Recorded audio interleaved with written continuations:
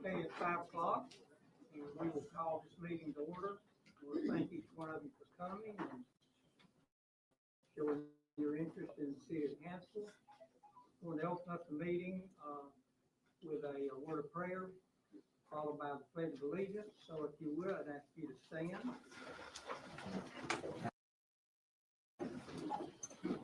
Brother Paul Campbell, he's the pastor of the Methodist Church here in Hanceville. He's going to lead us in our prayer. Let us pray. Most gracious Heavenly Father, we thank you for this beautiful day that you've given unto us. Father, we thank you for your love and your grace, your mercy that you have extended unto us through your Son, Jesus. And Father, today we thank you. We thank you for our town. We thank you for our businessmen and our businesswomen, and we thank you for all of our citizens, as well as our city workers and all of our leaders, dear Lord. Thank you for each one.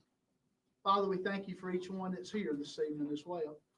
And we thank you, dear Lord, for this time that you've blessed us with. We ask you, Father, tonight to help us, dear Lord, to speak with understanding, to listen with understanding as well.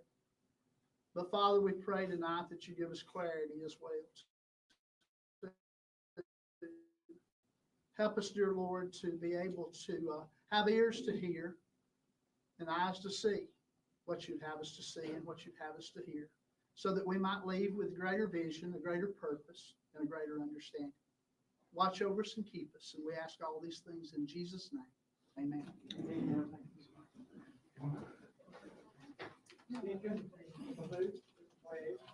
I pledge allegiance to the flag of the United States of America and to the republic for which it stands, one nation, under God, indivisible, with liberty and justice for all.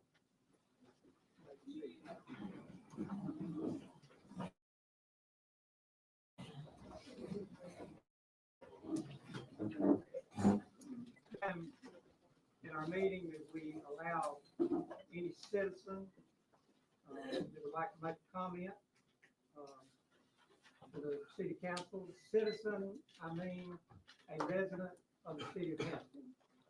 Or if you are a business owner in the city, or if you're a business owner in the police jurisdiction, we will allow you opportunity to speak.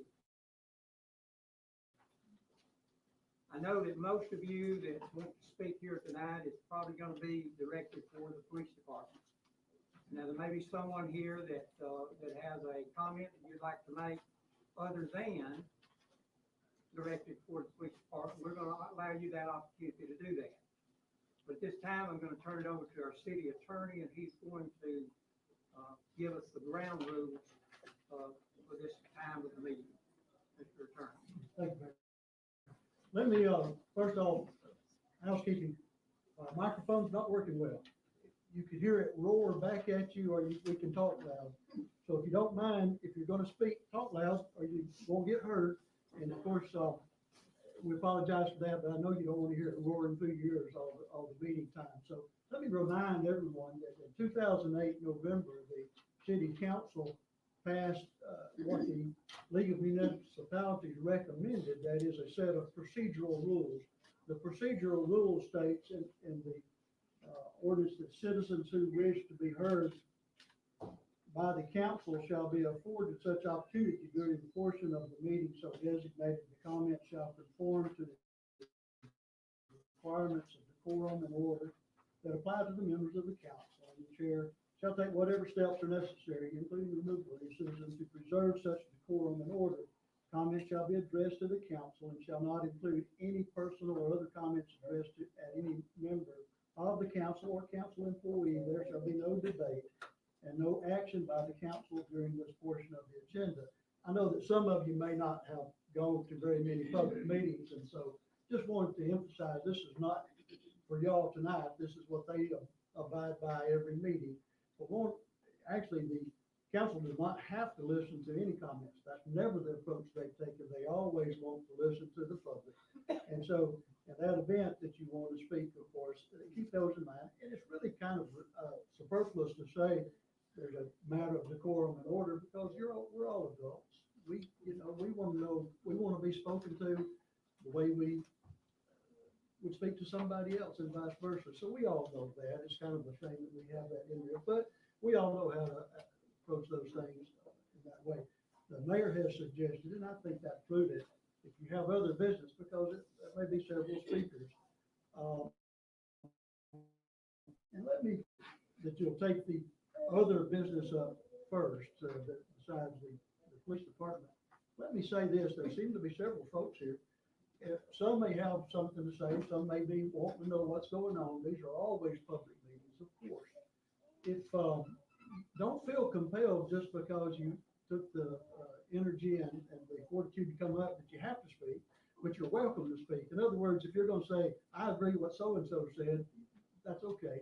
But it's not really a debate. Oftentimes we get these and people go, well, I want to ask you these questions. Well, if it did that, we would be, could be for a long, long, long meeting. So that's not what this is. This is your opportunity to speak. Anything I can add to it, Councilman? Oh, by the way, she reminded me, we're supposed to get your name and address and so that we can expedite it a bit. There was a form out front. If you intend to speak, we would like for you to fill out a form and sign it. And so we won't have to take all that time saying, would you say that again? So if we have that, and by the way, because you filled one out does not demand that you speak. That's your choice. You can change your mind if you want to. Anything else? You'll bring your form. Oh, everybody's telling me, so that's great. This young lady up here with her hand almost high is the one that's taking your form. So if you got one and you had to turn it into, please give us a form so that we got it. Yeah, and just instead of making a rush toward it, when you come up to speak, hand her that form and then we've got you. We'll have suspect them, might do something else. Okay. Just add to that, we're prepared for a lot of comments tonight. And we, as a mayor and city council, we want to know that your comments are important. What you feel about this situation is important to us. And so we welcome you to come and express how you feel, whether it's pro or con, how you feel for this matter. So is there anyone here that would like to speak to any subject other than the police department? Mayor, before you take one, I apologize. It's always been a 3-minute rule. 3 minutes, yes. In other words, you have 3 minutes to speak, and that's what the League of Municipalities recommended that way. And typically, it says up to 2 speakers on the subject, but I understand the council is not going to hold y'all to that, so that everybody has the opportunity. Right. Normally, we would not allow anybody, more than 2 people to speak on the same matter. But, you know, we're giving some leeway here because we know what you're here for. So again, is there anyone that'd like to speak on any subject matter other than the police department? Okay, if not, we'll let the first comment begin.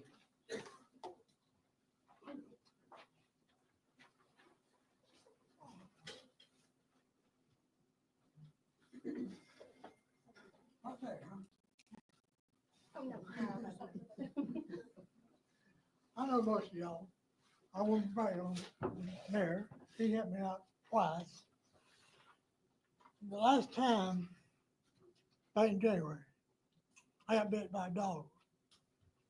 Took me 3 calls for dispatch for where I was at. By 6 or 8 blocks from here. So Officer Kelso come over there. One paramedic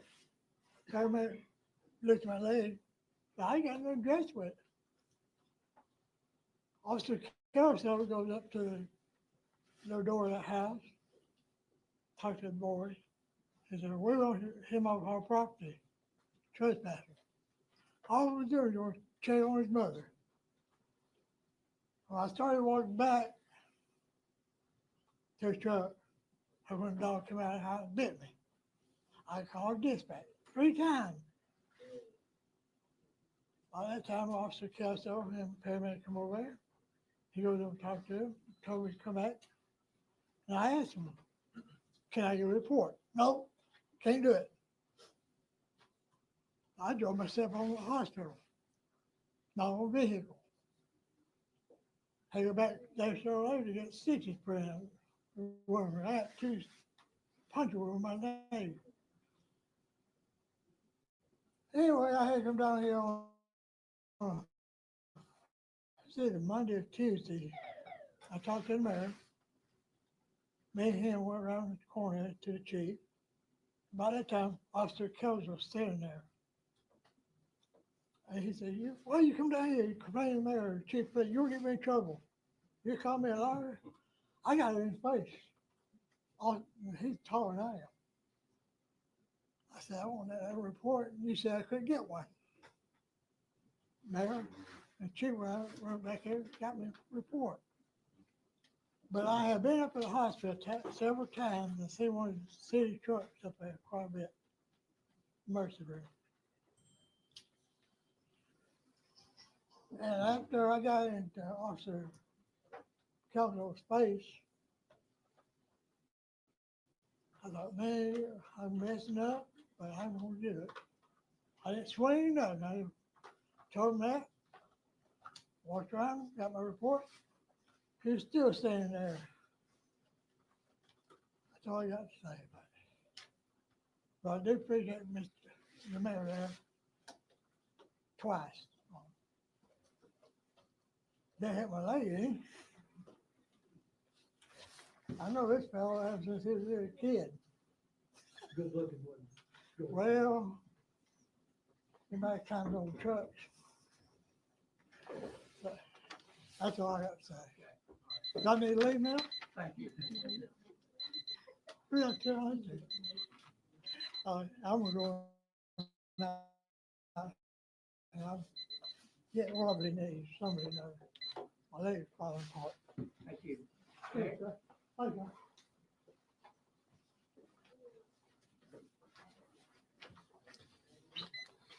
Thank y'all for having this meeting today, council.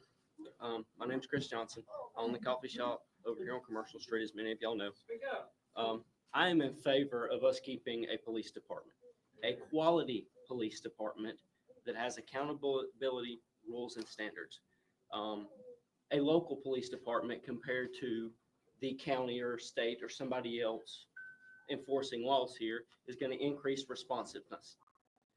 That, in the worst of the worst situations, is when you wish you did have a local police department. The worst imaginable thing, you have multiple wrecks. If we're handled by the county and there's only one or two officers down here, how quick can they get there and how many lives potentially would be lost? The ability to tailor the police force to meet the needs of the community and change policies and procedures swiftly as needed for whatever situations arise in Hanceville. New things, whatever, it can be rectified and changed there. A local police force has the ability to and should be familiar with the community and all of its citizens to know which issues are frequent and need priority in addressing. Whether that is from speeding on a specific street, whether that is drug use, homelessness, whatever, the local officer should be connected with its community to know what the needs to satisfy the citizens are. Citizens will have the ability to communicate with the local police chief and the elected officials to be able to more adequately hold the police department accountable. You don't have to go through more red tape to get a meeting with the sheriff to address an issue with an officer or anything else. It can be handled right here and our business can stay here where it needs to be. A local police force has the ability to immediately respond to and address the concerns of its citizens with the smaller issues, such as speeding.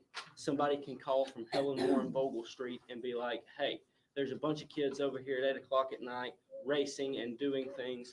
Another officer can be sent to patrol that area to deter that crime and anything else that's happening without leading to arrest. If we're out we're local, and it addresses that citizen's concern. And then that citizen knows that something's being done. They're seeing a police force, they're seeing a presence. It's so much more beneficial to have local police officers here.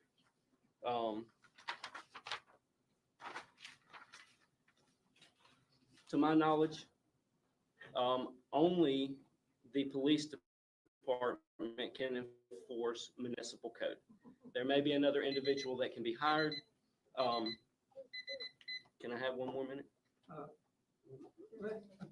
Let's keep in mind that we've got a lot of people on the street, okay? Can you just real quick? Those municipal codes can only be enforced by somebody on the police department, a code enforcer.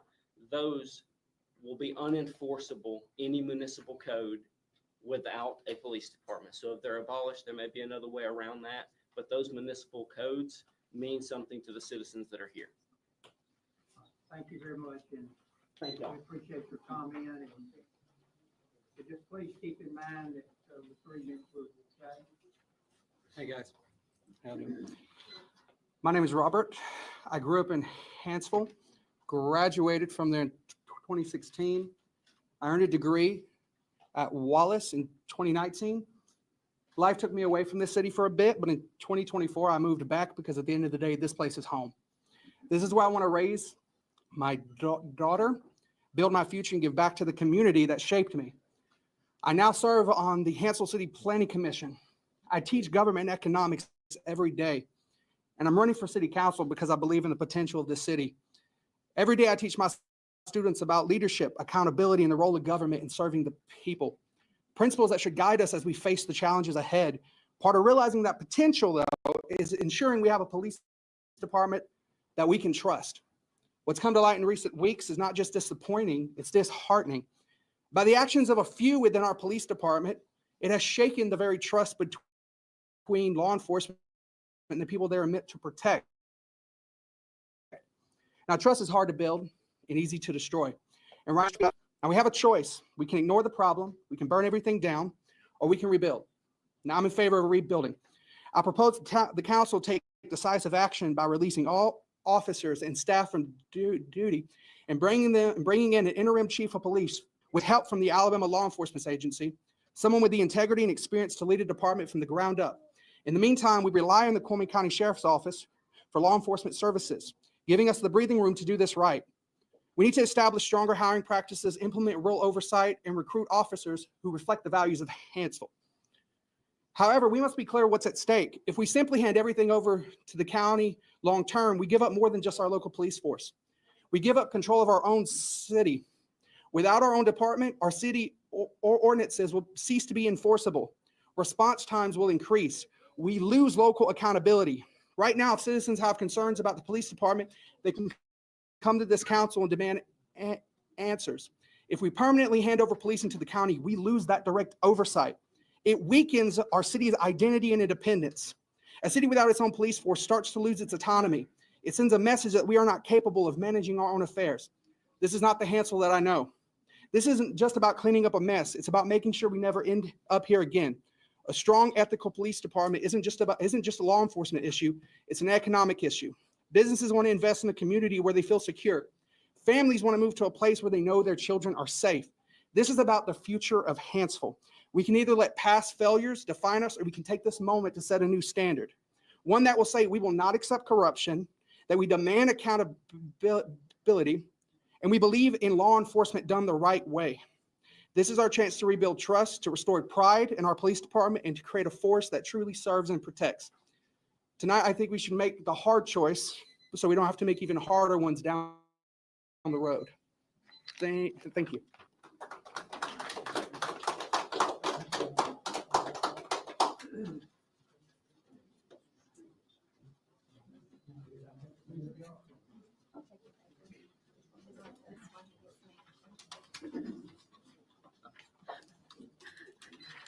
I'm Katie Whitley, 312 Ohio Avenue, lived in Hanceville 60 years.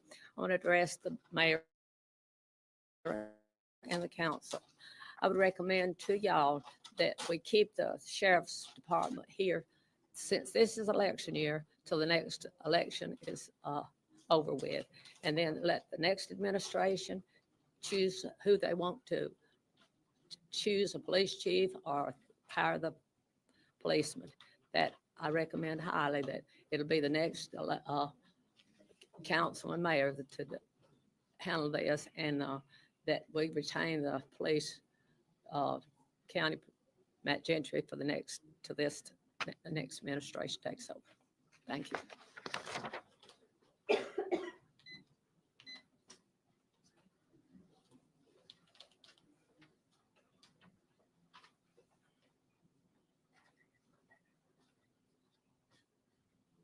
Next, anyone else?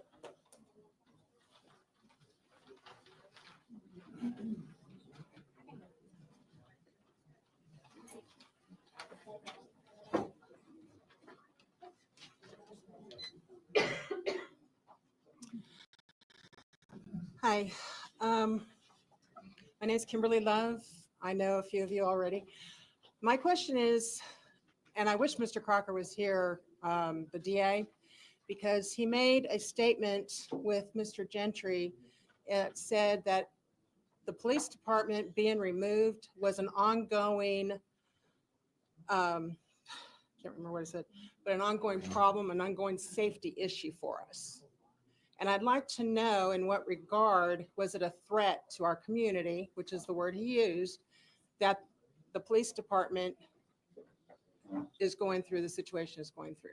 And I'm hoping, I think it was like number 3 on his list of items between him and Gentry when they did the city council meeting.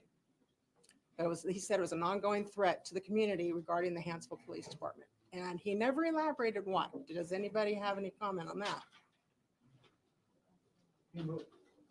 It's really not it's really not a debate if we do. No, I'm not asking for a debate. I was just. They will listen to it and they'll talk about it.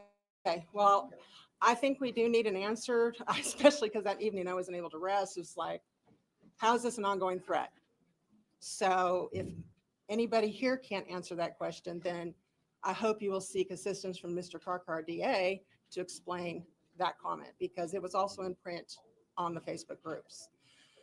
The other thing that I would like to throw out there is, knowing how so many of us appreciate Mr. Gentry and the hard work that he's done, I highly recommend that maybe we seek his assistance for somebody in the Coleman County Sheriff's Office right now to recommend somebody to be our interim police chief.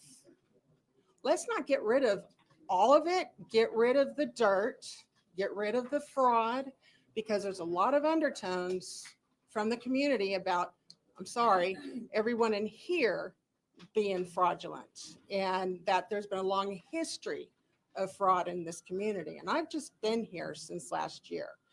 So I don't know it. I don't want to know it really. But I think Mr. Gentry has the ability, the quality to recommend a current police chief for us who might even want to be running for sheriff next time that it goes around, that person might be able to start here and clean up the act. My other question is that hole where they were able to access the evidence. Who in here for the city council knew about that hole and knew that the evidence was being held in that room? Mr. Sawyer? Well, here again, this is not a place for. This isn't a place, I thought this was for, I'm just, For you to make your personal comments and that's all? of how you get it down. Yeah, they may, Final comment. they will have the meeting afterwards and they will consider all of these issues at some juncture. Okay. So, yeah. Okay, well, that's my concern, is how many people knew about it, and are they to be held accountable? Because I know if it was me and my job when I was working, I would definitely be held accountable. And I just think that's right. And this is for Mr. Crocker, I guess. I really do hope that he holds the police officers to the full extent of the law. If you're going to put somebody life in prison for robbery, I think we can go ahead and put these guys in for life for what they've done and for the oath that they have taken. And that's my true hope, because that's where they belong. Thank you. Thank you. You're all.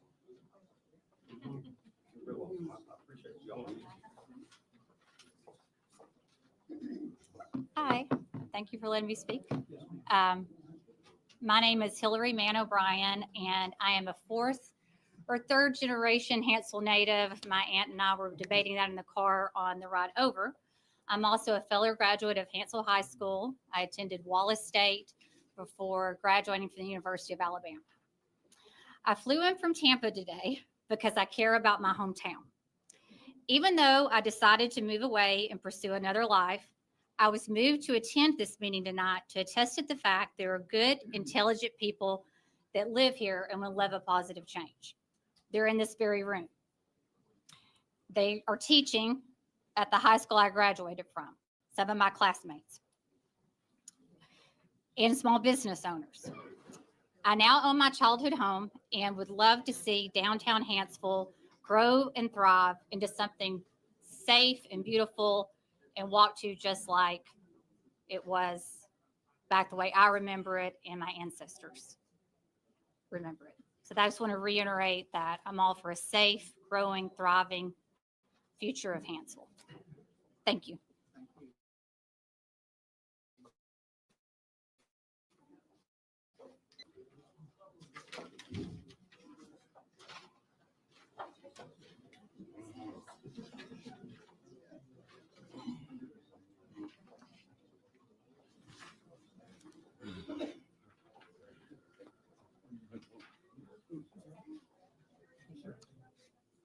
Would you state your name? My name is Attorney Roderick Van Daniel, because I'm on behalf of the citizens here, for the Hanceville community, for the concern for the police department and the corruption, for these citizens been harmed. These citizens' rights have been taken away from them. These citizens been facing injustice from the police officers here. Today they asking for fairness. Today they asking for a good police department with good officers who are gonna care about their concerns. These families have mothers that's been hurt. These families have had fathers who've been hurt by these officers. These families have had sons and grandmothers and grandfathers have been hurt by the officers for the Hanceville Police Department.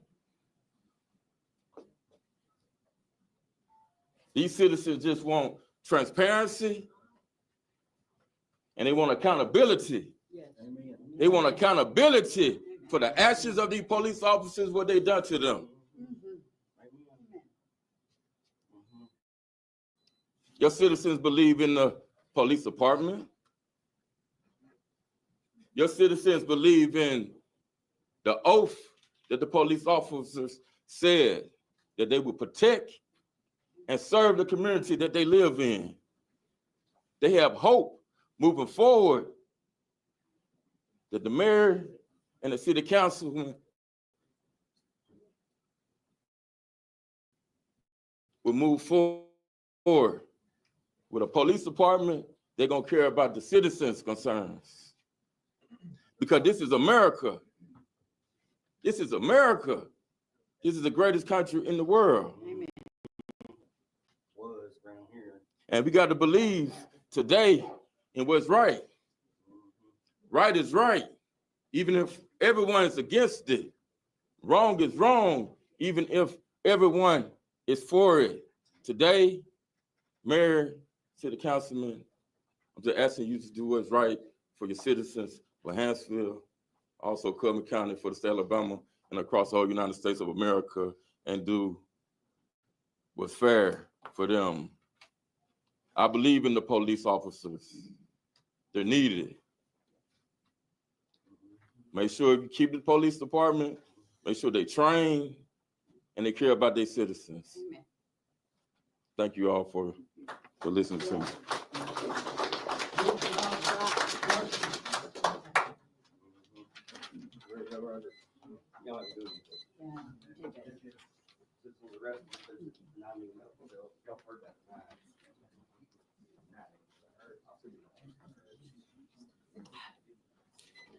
Hello, I know most of y'all. My name is Denise Brown.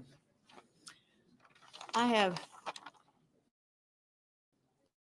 3 boys, and I went to school here. I've lived here since I was 4. And I know most of the people here. But I have 3 boys, and one of them, every time he left to go to work, Hanceville would stop him and give him tickets. And he could not get the tickets paid up. On the department here, Rusty knows this. It's all true. It was on the board out here in the Hanceville Police Department. Do not pull over my son again, because he had so many tickets, but the boy had to work. And everybody knew he had to work. Everybody knew his truck. Everybody knew who he was. Everybody knew my boys. But they still pulled him over because he had so many tickets. And there was one cop that helped my son get rid of those tickets and get his license. One. And then this judge dropped a couple charges on my son. But there's several cops here that harassed my boys, all 3 of my boys. 2 of my boys worked for the city. Correct? I know that. A lot of y'all know that. I love my town. I love Hanceville. I love this police station. I love this city hall. But we need to get the corruption out of here, and we need to get in the right people to do the right jobs. I was proud of my little city. I'm still going to live here in Hanceville, but I want this done and over with, because I'm tired of the harassment myself, and I'm tired of the corruption here in Hanceville. A lot of you are corrupted. I've lived here. I know. I don't care what you say. Some of the officers that just got what they got, they are harassed my family. They've harassed me. I hope they get what they deserve. I got more story to tell, and this ain't the place for it, but I've got more story to tell. But this that I just told is true. And most of you know what I just said is true. Is true. And if you knew his name and you look it up, what I just said here is the God's honest truth. Put my hand on the Bible. It's true. They was harassing my kids. And also, Hanceville Police said, they had a video of one of my boys banging on the youth pastor's window. That's BS. This pastor here knows me from years ago. He knows I raised 3 boys by myself. You know who I am, sir. I raised some good boys. So I do not have nothing to hide. This man knows me right here too. I don't have a thing to hide. I've lived here all my life, and one of you up on that stand right now went to school with. You know me. I'm so brokenhearted over my town. But this is wrong. And I want it to stop, but I got more to tell. And Mayor, you said this was not the place for it. We really just don't have the time. That's right, we ain't got the time. But we need to find the time, sir. Woohoo! Yeah, we are. But we've been limited for years, sir. We've been limited for years here. That's right, I know there is, but it's time that we clean out this department and get more good policemen in here that don't harass us and put innocent people in jail and prison, sir. Thank you. Thank you, ma'am. Go, mama. She said, some of you all are corrupted sitting up there. Good evening, Mayor, Council, Dan Willing, I'm the attorney, and Tanya. I know most everybody knows me here, but some don't. For the ones that don't know me, I'm Janice Shelton. I have lived here in the city of Hanceville over 40 years. And yes, I'm heartbroken. No one knows I've done this, but I have talked to different citizens and businesses about what they think should be done here with the police department and stuff. I have yet met the first person that wants to see the police department dismantled. I have people said they don't feel safe because the police department's gone because of the response time of the county getting to them. I think it's time that y'all take time, don't make hasty decisions. Take time to sit back and revamp and see what everything is that's going on. Get us a new chief, get the officers. We have good employees here still in the city of Hanceville. Everybody's not a bad person. If you was to investigate police departments and stuff everywhere, you're going to find some corruption everywhere. It is, well, that's neither here nor there. I'm going to say one little thing that happened this past weekend, and it's a family member of mine, I'm not going to call her name, that's in the real estate business. And the garden homes up behind Blue and Gray, she had a contract on one with an elderly couple that was from not around here. Well, she got a call this weekend that they stopped the deal because of Hanceville being so corrupt. They did not want to move in a town where there's so, that hurts me because I do not feel unsafe living at my street. And that's the way people is say, you know, they're saying, you know, they feel afraid and dangerous. I've never felt dangerous and afraid to live at my house, but it is hurting more than just, it's hurting businesses. But that's just one of the things that happened. And I hate that it happened. And I know y'all don't have any control of that, but that's what people on the outside is seeing.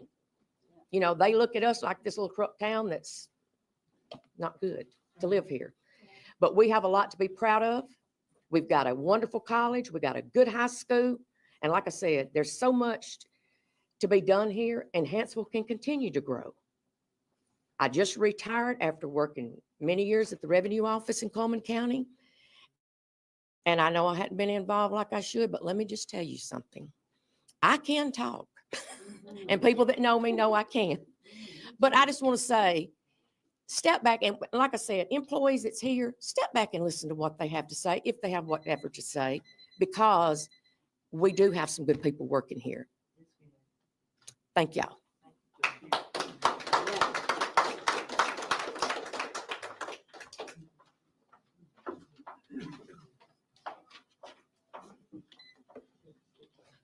I promise this will be short and sweet. My name is Teresa Rivera. I am a citizen of the city of Hanceville, Alabama. I've lived here close to 6 years, and I moved here on purpose to be a part of this beautiful small town atmosphere. I love living here. I love working here. My recommendation to the board is to simply wait, make a decision, but do research and do research on what other small towns are doing to maintain their police department. I recommend that we keep our police department. Let's keep the revenue in this town. Let's have paying jobs in this town. Let's not give it to Coleman. And that's it. Thank you.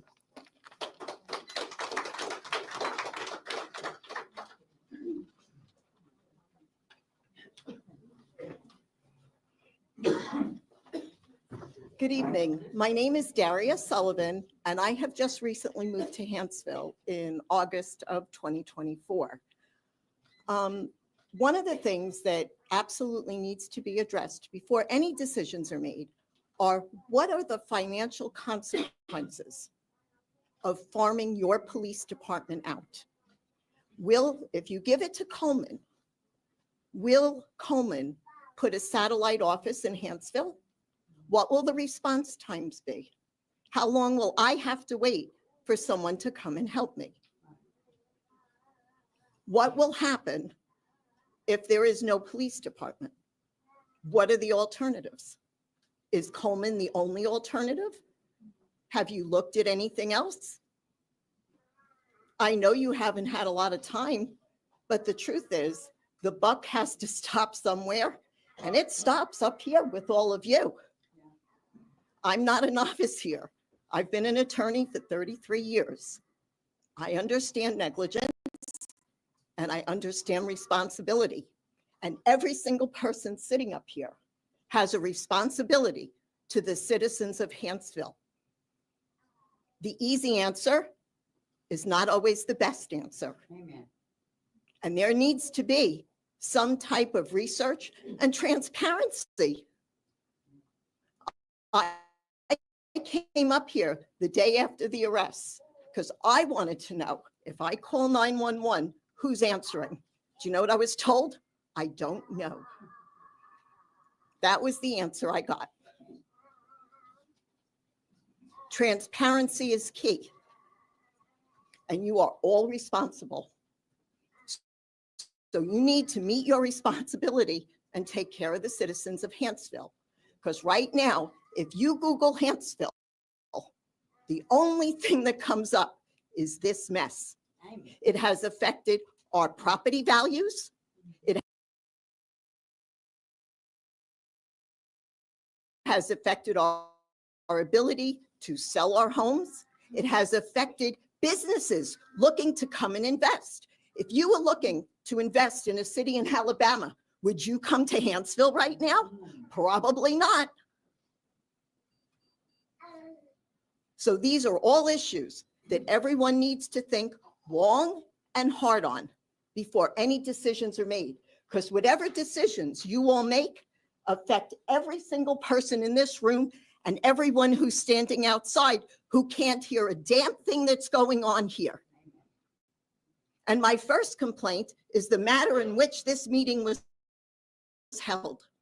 I find it hard to believe that there was no other venue available except one that couldn't fit the people who wanted to hear what was going on and had a right. You should not tell me that I can go on Facebook and stream the meeting? Can I respond to that? Sure. Come on. You can verify this.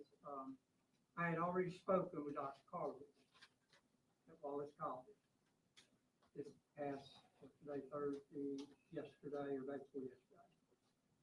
She had already made arrangements for us to meet.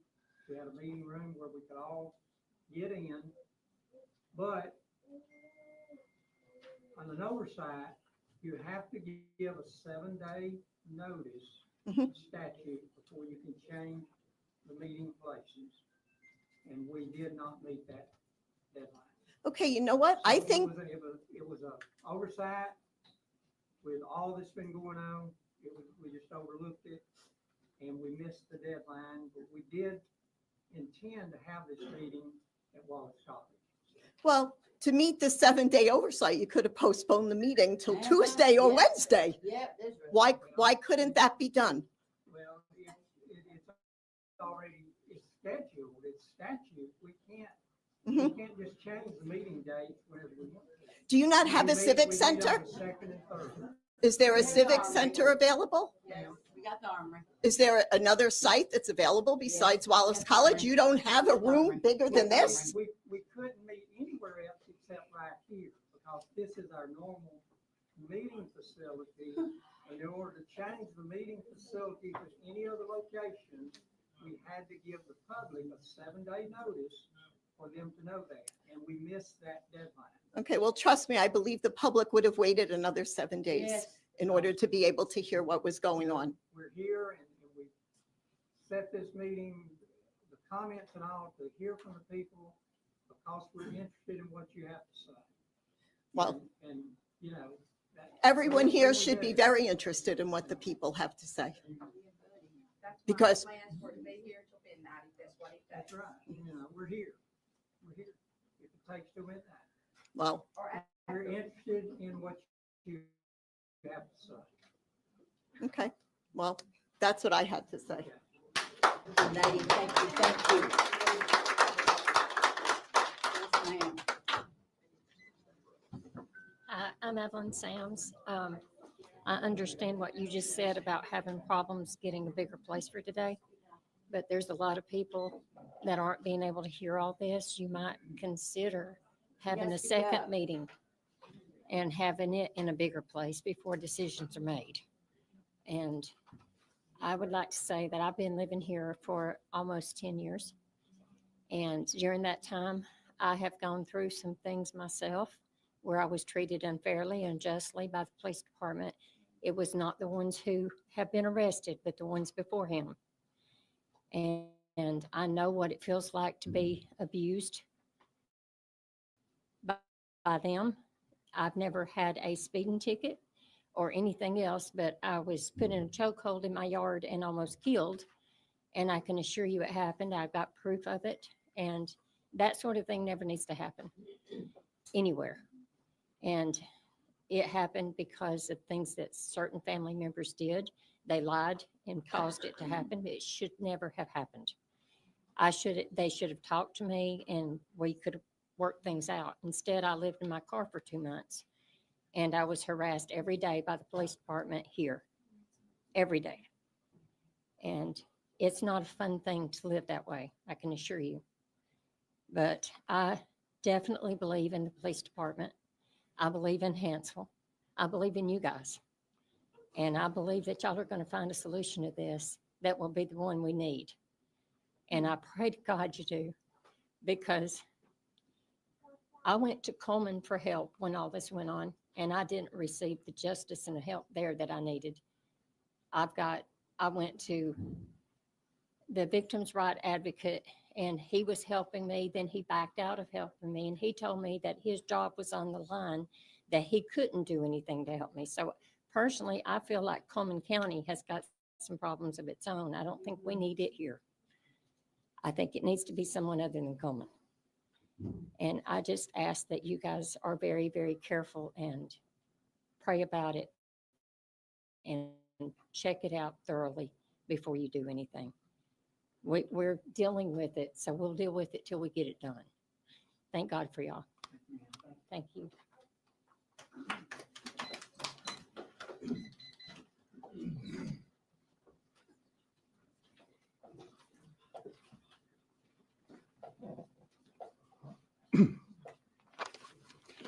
Good afternoon. Some of you already know who I am. My name is Brian Campbell. I've lived in Hanceville 62 years, and I was a victim of this police department. I will preface my remarks by saying, not one day, not 1 minute in my life have I ever been in any kind of trouble, maybe a speeding ticket. On May the 20th, 2023, I was caring for my wife. Some of you know me. I've known some of you since you were children. I was caring for my wife with Alzheimer's and my disabled daughter.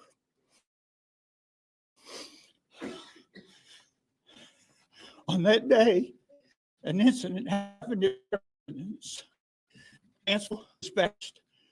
2 officers approached my home, and I didn't know why they were there. I inquired why they were there. Did not get a response, so I proceeded to close the door to my house. Upon doing so, one of the officers took his foot, jammed it in the door, and forced his way into my home. Asked me to step outside, upon which time there were 2. One of them was very professional. I have told him countless times how I was so pleased with the way he behaved. The other one was the officer from hell. He's not currently on this force because during all this, I prevailed in a lawsuit that took over 1 year and $17,000 of my money to defend myself. That officer hit me from behind, of which I can't hardly still walk, with his knee, took me to the ground and beat me mercifully. My attorneys have the photographs. Coleman Hospital has the records. I was handcuffed and roughed up really bad, placed in a police vehicle. It was May, so it wasn't very hot. It was not running, no air conditioning on, but I began to hyperventilate. I'm a 2-time survivor of cancer.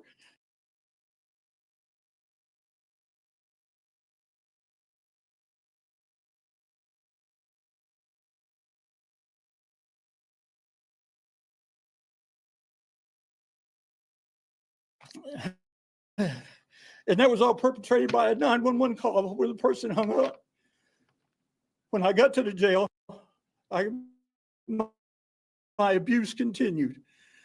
Maybe it's procedure, I don't know. I was handcuffed to a bench right out there for 3 hours. I say this somewhat shamefully, but I'm a cancer survivor and I'm incontinent. And while I was there, I desperately need to go to the bathroom. I requested from the officer, and you know, the city hall is right down the hall. And I was handcuffed, was denied. I urinated on myself. Then I was placed in filthy rags. And I'll tell you, I've traveled all around this world. And that's no lie. As a buyer for a major retailer, I've been in every country you can imagine. The facilities in this jail, and I hope they've changed, were filthy. Were feces on the wall, feces on the water fountain, feces all over the floor. Looked like it hadn't been cleaned in 5 years. Have any of you ever went in that jail and looked at it? I don't care if you're a criminal, you deserve better treatment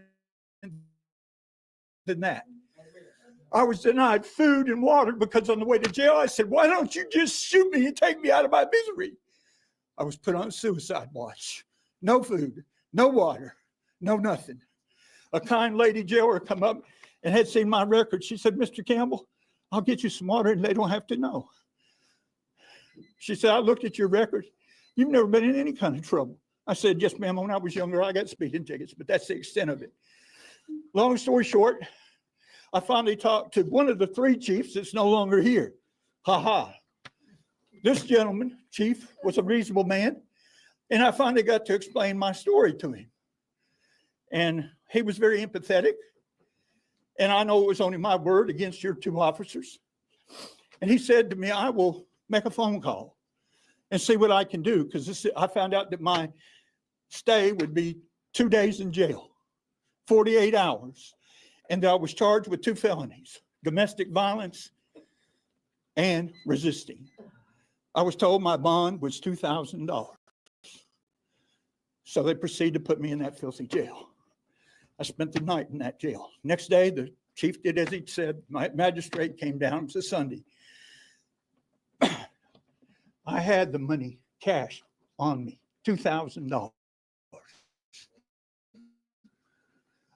She said, pay your bond and you can go home. I went to pay my bond, and this may be the procedure. If it is, I've never been in trouble. I don't know. But I was told, we cannot take cash on the weekend. So that told me you can't even trust your own police department with cash. But if you use a credit card, we'll let you go home. Reached in, got my credit card. Oh, but by the way, do you council members know this? It's $200 more if you use your credit card. Oh, wow. So I paid. I'm ready to go home. By the way, by this time I was not allowed a phone call. I was never told anything about my charges. I called my son. Some of you know him. He's an upstanding citizen, was once a manager of LP down here. He's now a private contractor. He said, Daddy, they're not going to let you go home. I said, what do you mean they're not going to let me go home? He said, well, they told me that you're going to be transferred to Coleman Regional. I said, why? They have you under a suicide watch. You have to be evaluated.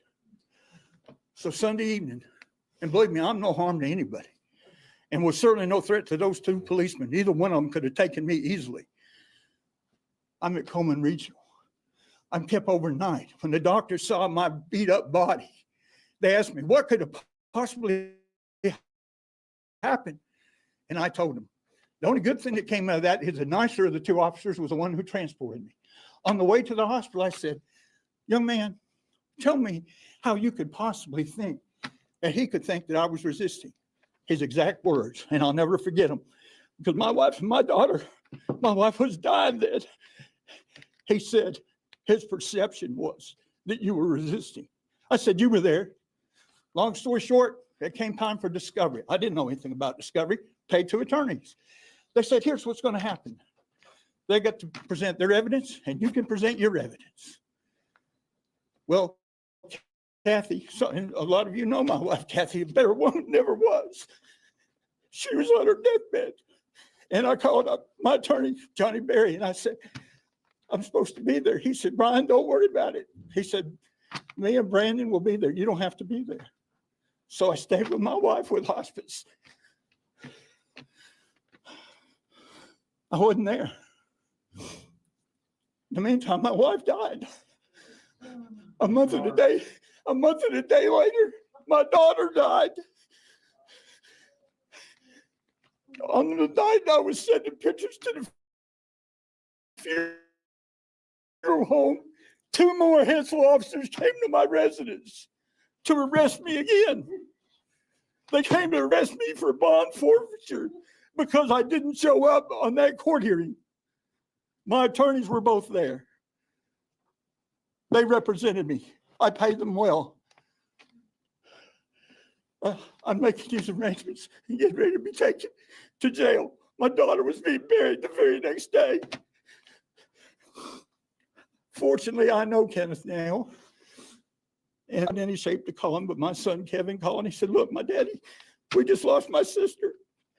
You know, he's a good man. Anybody knows me. He said, they just leave him alone? Never told me what the warrant was for, by the way. Kenneth told him, or I don't know if it was Kenneth or who it was, someone later told me, the chief told him to just go on and let me turn myself in. Okay, I called my attorneys and told them what happened. I still don't know what the warrant's for. I didn't know it was bond forfeiture. I go to the cemetery and I buried my daughter. On that day that I buried my daughter, I went to Hanceville, down here to this courtroom, and that judge, who was a joke, that sat right there, read me the riot act and told me, had me handcuffed immediately and told me he's going to put me under the jail. You were remodeling, so I sat handcuffed out here in the hall for another 3 or 4 hours. During that time, I was told I was being arrested for bond forfeiture. I said, what bond? They said, well, you didn't appear for the discovery.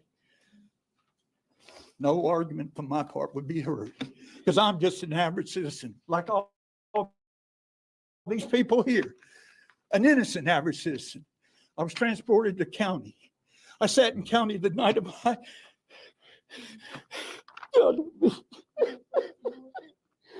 the night of my daughter, she was buried, sat in county, and was going to be put in jail under no bond, 0, because I forfeited my bond allegedly.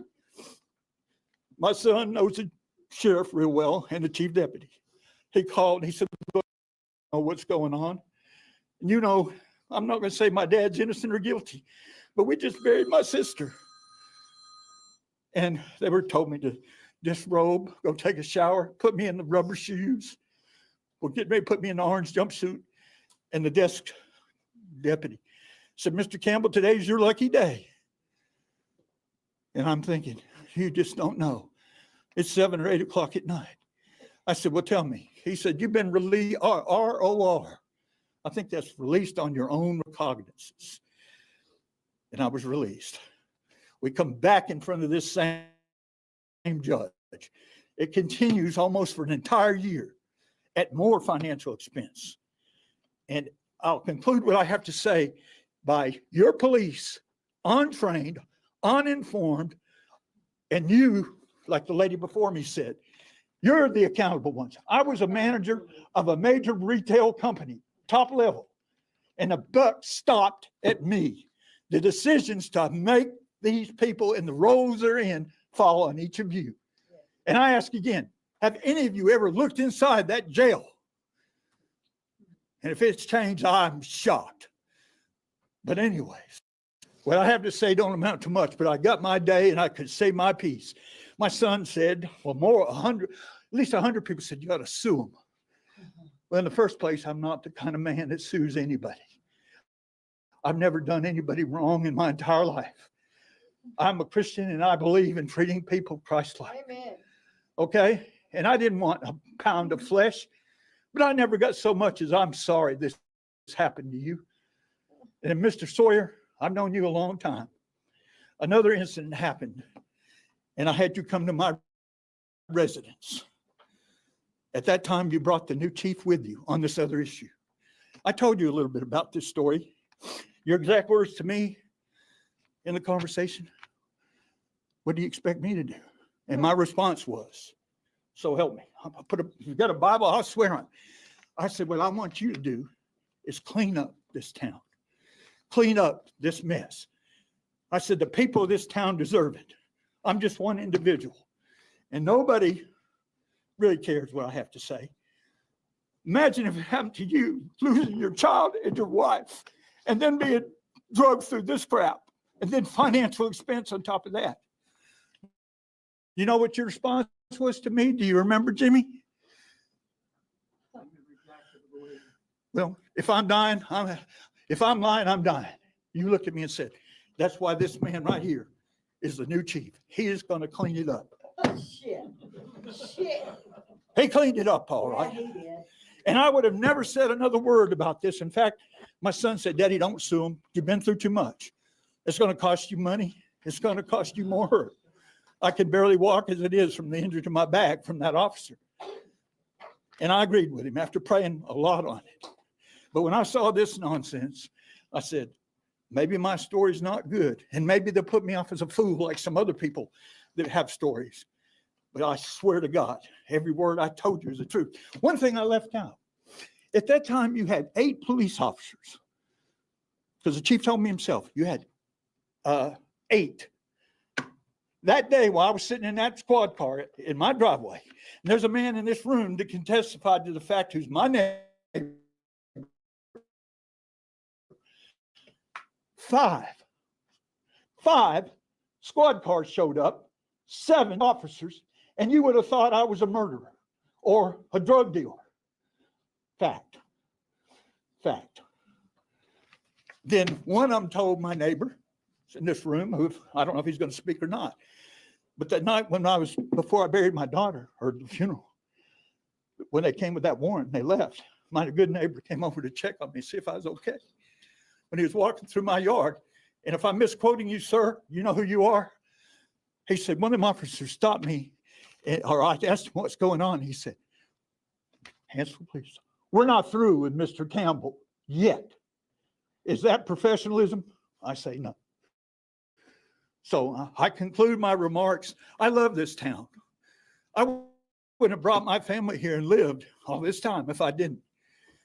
And some of you lived here longer than I have. This got to have an input to it. If it don't, it's just a continuation of the same thing. And it's happened too many times in my lifetime.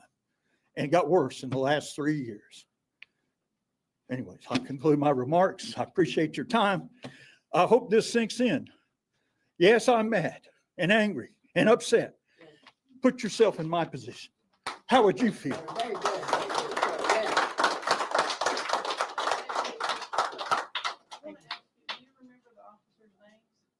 The one that beat me up so bad, they let go immediately. I've still got the paperwork in my home. The other officer was a good officer. I will not deny it. He was a wonderful police officer. And he may be one of the ones they kept. But he was professional. Right down on. I got it. I don't know. But I'd be glad to give it to the press or anyone else. No. Very good.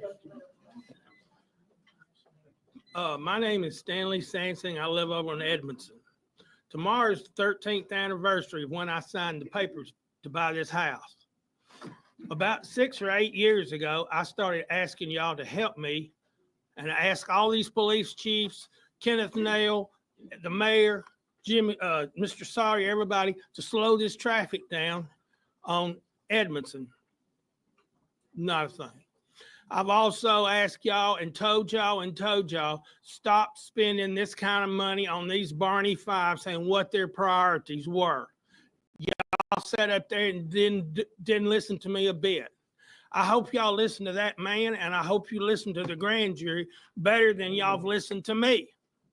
And today I called the Alabama League of Municipalities and talked to an attorney named Mary Elizabeth, and she said if y'all had wanted to change the venue on this meeting to the Civic Center where we could have gotten in and heard and spoke, you would have only had to have a 24-hour post. And that's from the League of Municipalities attorney.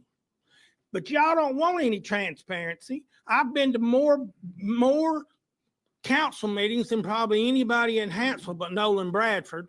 And I know y'all don't tell nothing. Y'all came up here and even talked to see about the budget this year. And when I left, I didn't know any more than the people that stayed at home, except Miss Tucker wanted to give a few more dollars to the civic stands, and that was fine. But y'all prepared no outline for the budget. Y'all don't tell anything. Y'all just sit here and don't say nothing, don't help nothing. And I hope y'all listen to me. I hope y'all listen to the grand jury and that gentleman better than y'all have me, because y'all hadn't done a thing for me. Thank y'all. Amen.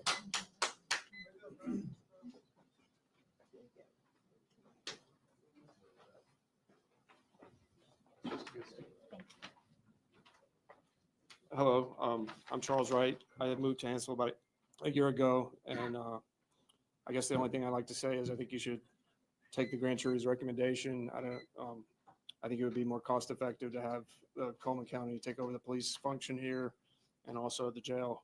I think it would just be a load off of your hands, and you should consider it. And I'd be interested to know how much cost savings that might bring the town. And that's all I have. Thank you.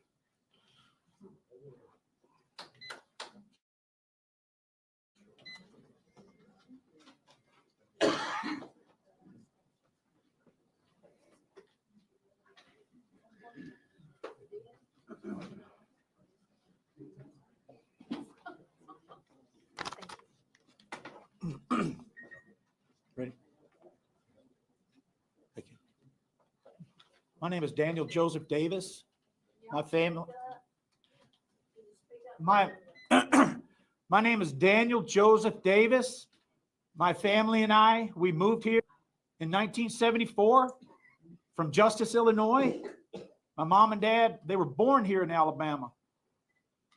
And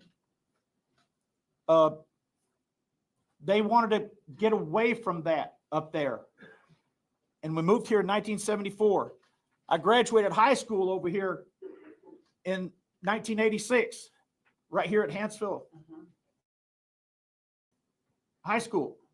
Required reading years ago was Animal Farm. And there's a quote in there, all animals are created equal, but some animals are created more equal than others. Pull the plank out of your eye before you pull the splinter out of mine. And I want to do the same thing.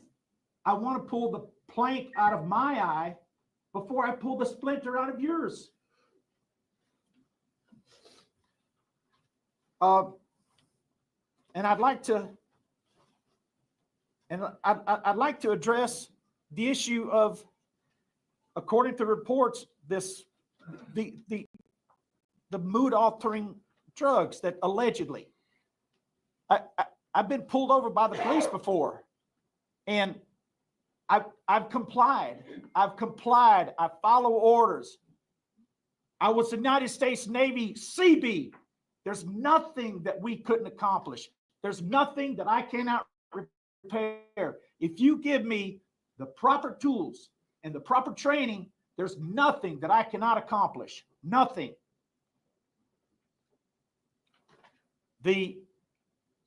I learned to follow orders, but you got to, the orders, they need to be righteous too. When we're pulled over, if we exercise our Fifth Amendment right to remain silent, we're suspicious.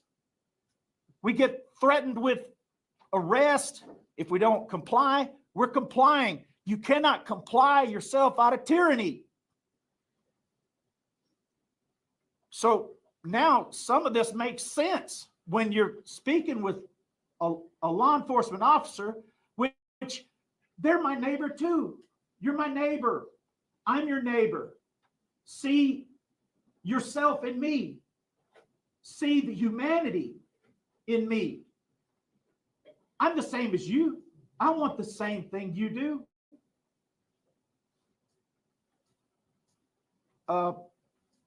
And I want to say this too.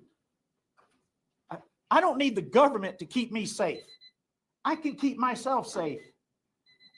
This was evident to me 24 years ago. Your city, county, state, and federal, I can keep myself safe now. That's the way I feel. And I want to say this too. I left a piece of me when I served in the Navy. I left it in the Aleutian chain of islands.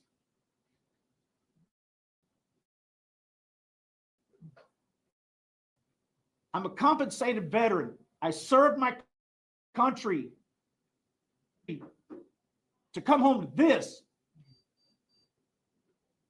And I want to say this. I want to say, how dare you? I want to say that. How dare you? But I also want to leave room for redemption too.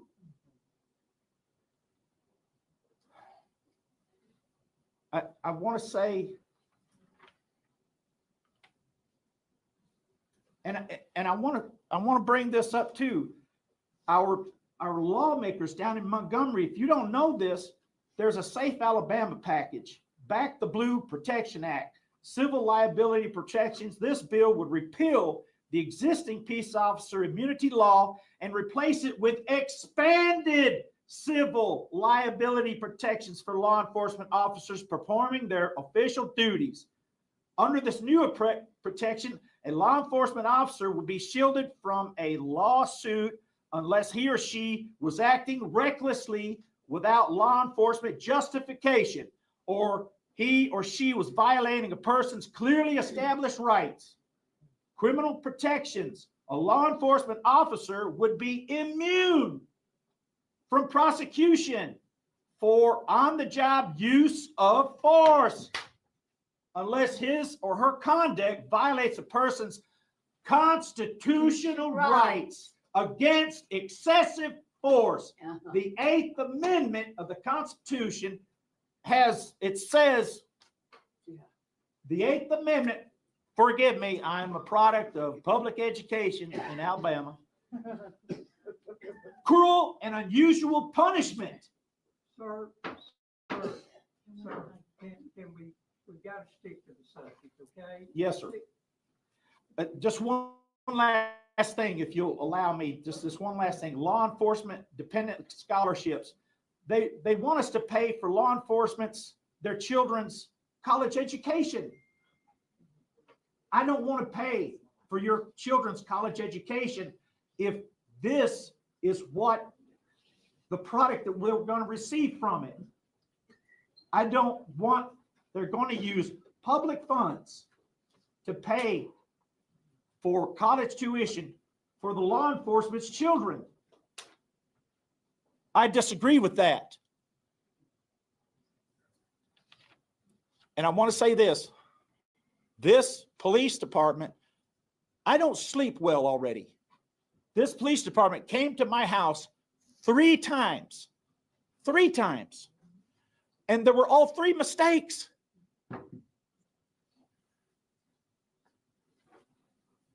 They came, the former police chief walked up behind me in my hobby shop, screamed at me, claimed that he thought that I was the burglar.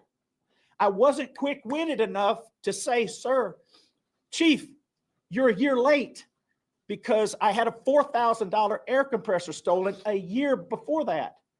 And even before that, I made every effort. Every time I saw the chief, I would say, hey, chief, hey, chief. And when he scared me that day, it's like he didn't recognize me. The second time, they banged on my door at 6 o'clock in the morning. I was having coffee, checking my email. The police officer was misdirected from going to 91 at Tony Kretschmar's instead of, he was misdirected to my house at 6 o'clock in the morning. It's alarming to have someone beating on your door. And then 9 o'clock at night, another one. But it was 2 law enforcement that showed up that time. 2. And they beat on the front door and the back door. You talk about going to DEFCON 1. I was at DEFCON 2, and I was on high alert. I'm sorry, but I'm gonna have to ask you to close it out, okay? Yes, sir. Because we've got other people that want to speak. Yes, sir. Well, thank you. And actually, Mayor, I tried to come and talk to you about this, and you did the same thing that you're doing now. I'll talk to you later about it. So that happened. My name is on the roll. I came here and that night, and I tried to talk to you about it, but this is our government. So we have something worth fighting for here, but we can fix something beyond just Hanceville too. God bless America. And you're my neighbor. You're my neighbor. And I wish you the best. I love you, Kim. We graduated together. Hey, Denise. Hey, Denise. Hey.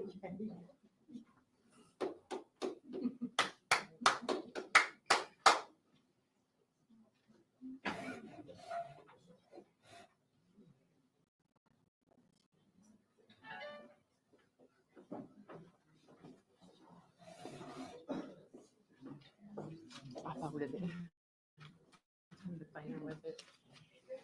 Okay, good evening, everyone. My name is Michelle Allen Scott. I've been an employee at Hanceville for 15 years.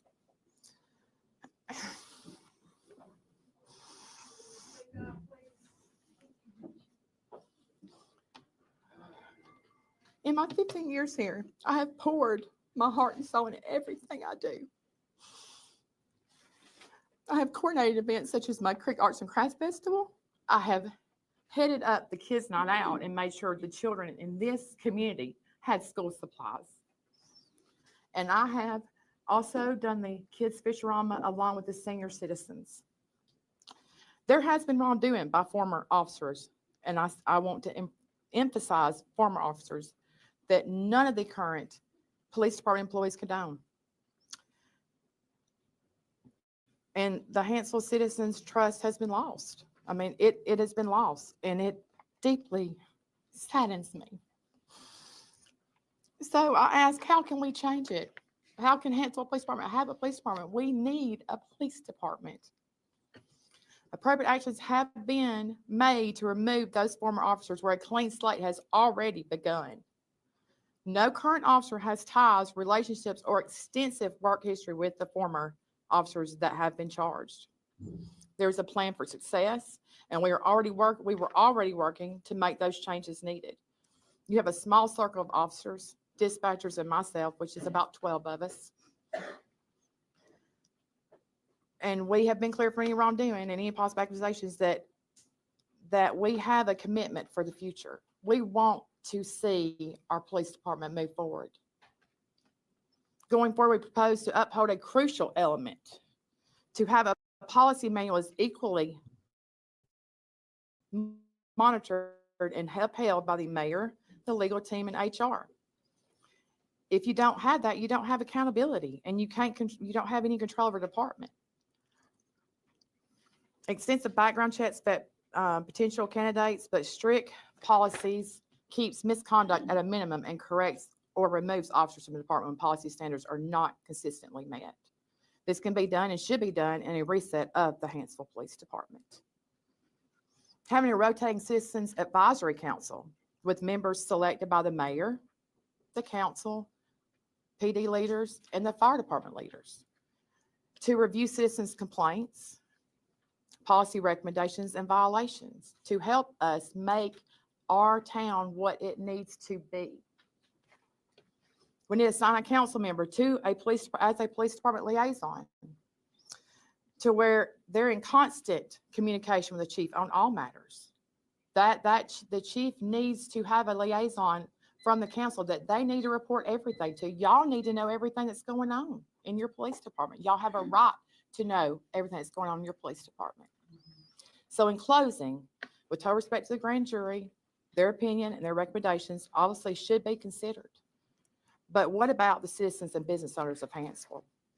Therefore, the people of Hanceville should have a say for what they want and how they think the reset can happen. Thank you.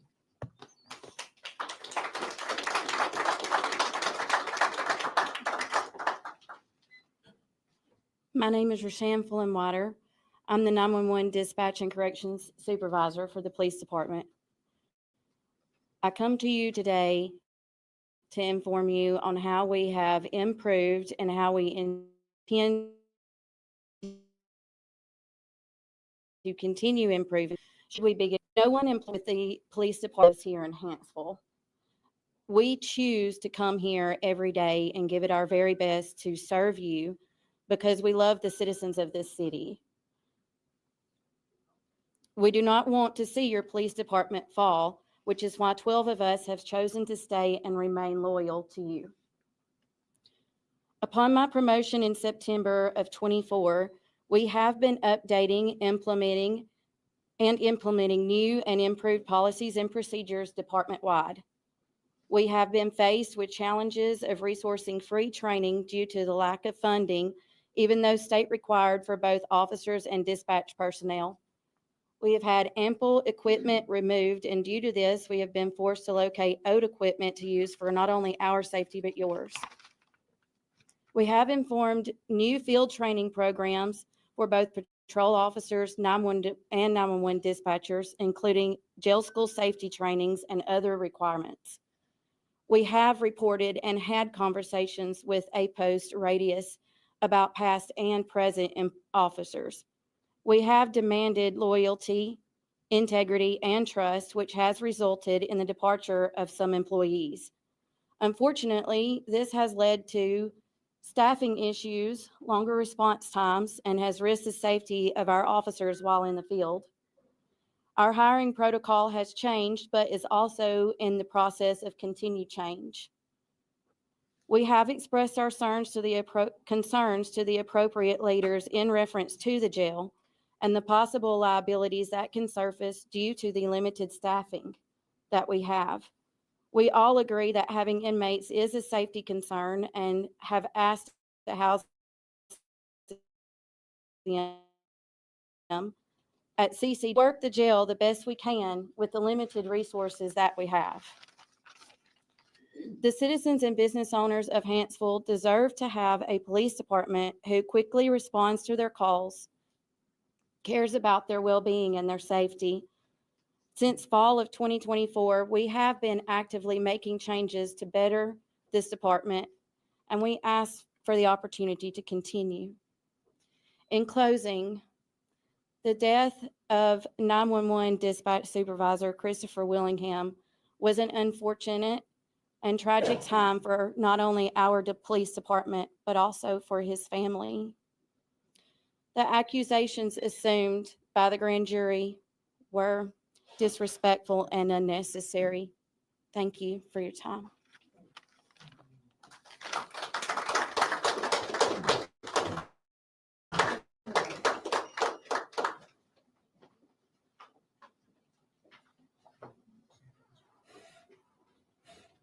Anyone out here?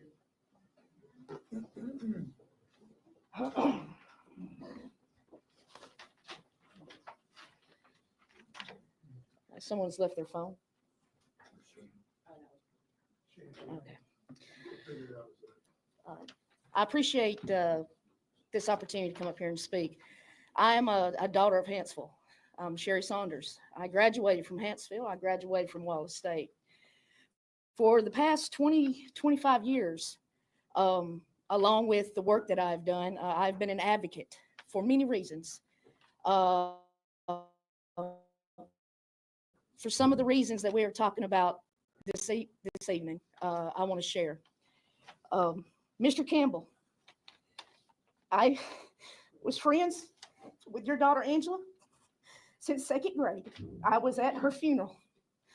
I want everyone in this room to know that it was a sad moment that we were burying Angela. A wonderful person. If y'all don't know Angela Campbell, she had spina bifida. She lived a very hard life, had a lot of things happen to her, and she smiled every day, went to church as often as she could, and loved the Lord. And if y'all don't know that about Mr. Campbell, then I don't know that we even know who you are if you don't know your people. So we know that Mr. Campbell's a fine person. I know Angela Campbell was a fine person, and I cried when we buried her. When we buried her mother right before that, it was tragic. And I want you to know that although I had some information, Angela had not spoken to me about everything that happened. And until I just heard this man share that story, I have to say that as a daughter of Hanceville, I am embarrassed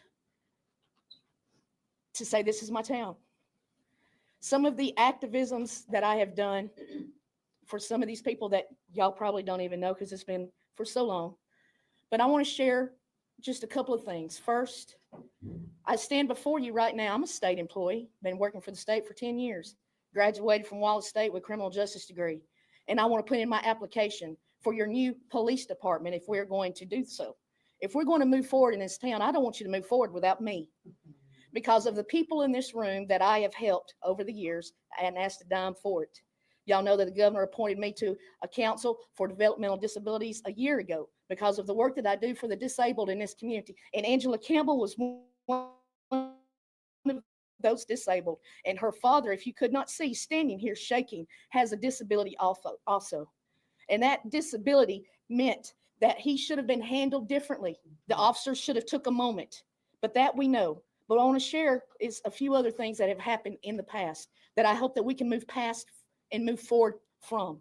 So I'm putting in my application to become an officer in your department in this town so that we can move forward with high integrity people who have listened to these people for years and assisted them to get their voice heard from you guys.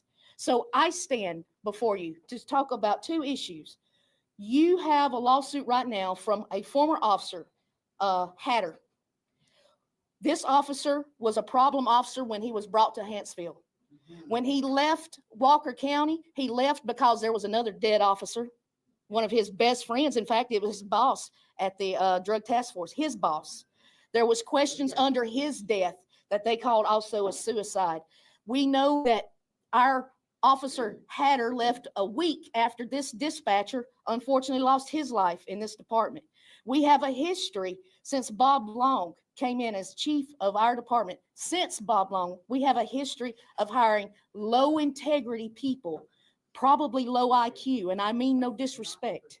What I am trying to say is when you want to move forward and you want to make changes in this department, a town that I've been in since 1981, and many people will share stories that they have experienced of themselves in this town. But let me share this. My family member was working at the McDonald's right up the street with the daughter of Kenneth Nail, the former mayor who also lost his job and got arrested. What this woman did, this young child, she must have been told by her daddy. So I'm going to share a story that a lot of people in this room may not know, but I know a few do since they've talked to me on Facebook.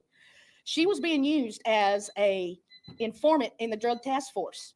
She, on the duty with my family member and a couple of other kids working there, were told by her that she had a joint.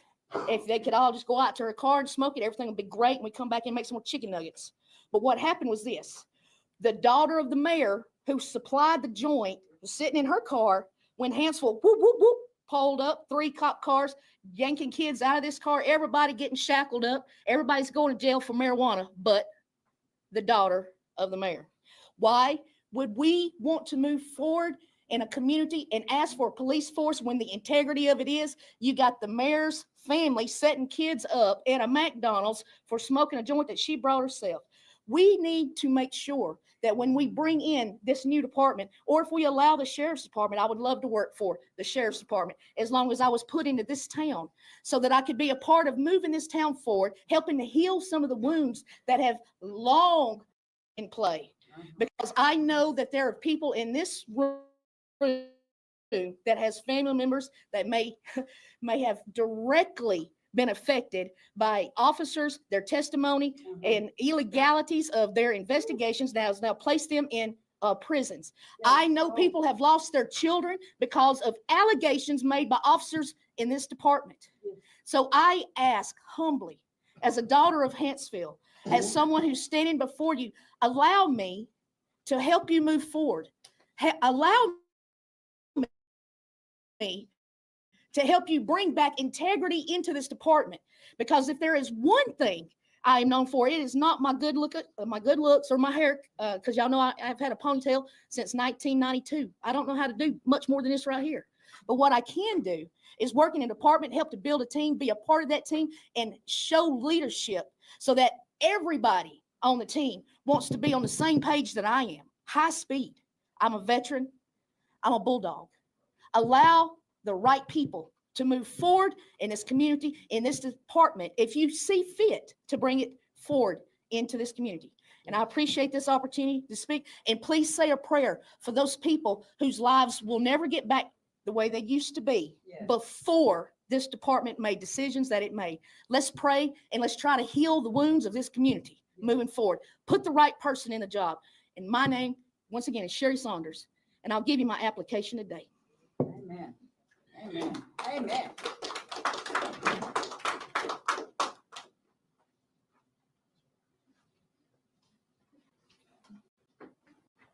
No one else? I ain't got a paper, but I'd like to speak. It's been common, knowing the rules all night, go over the minutes, nonsense. Would you allow me to Are you speak a on this issue? Are you a resident? of the Yes, city? sir, I am. Come to the microphone. Somebody so we can hear. Get it. I want to hear. It's plain and simple. A grand jury knows more than everybody in this room, and a district attorney. Corruption's nothing new here. These microphones have been in this town since I was a kid.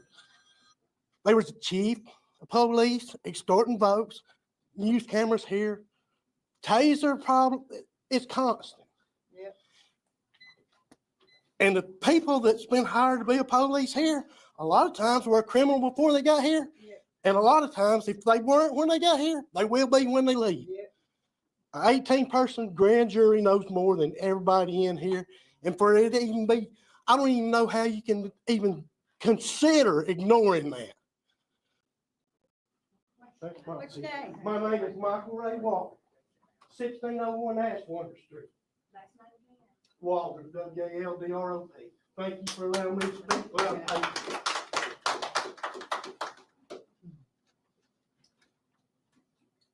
Anyone else? I don't have a paper either, and I wasn't gonna say anything, but what the hell?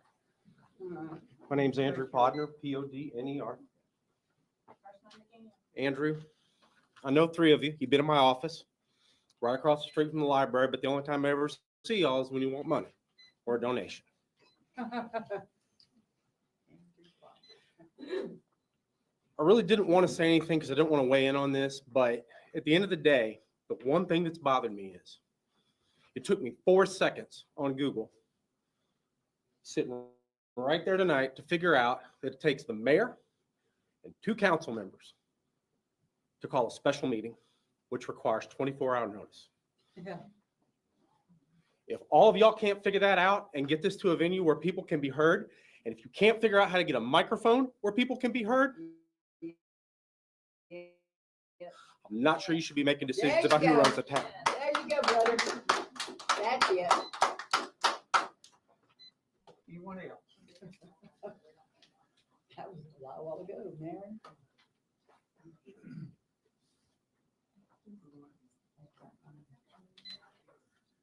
Okay, if there's no others from the audience that want to make comments, I'm going to allow our council members to make their comments. We'll begin with Mr. Cornelius here. Cornelius? Well, the main thing I wanted to just reiterate, a lot of things been said tonight, been said all over, a lot of rumors. We've not been able to address anything after the indictments come down. We did not know anything about the indictments. We knew the investigation. One thing I will say, from the beginning, since the death of the dispatcher, we've been involved, me and Mayor Sawyer. We actually, on September 3rd, after the death on the 24th, we actually I called the State Bureau of Investigation myself to ask for them to take over the investigation, which Wallace had came in to secure the scene, do the preliminary investigation, but we made the call to bring in SBI, which, as I talked to the lieutenant, she said we'd have to have a request from the DA. So that I called DA Crocker and made that request. DA Crocker wrote the letter formally and got that down here to do. But say all that, on September 5th, we requested the NVR, the video recording device that has all this information on it, to be secured. We had not had that happen.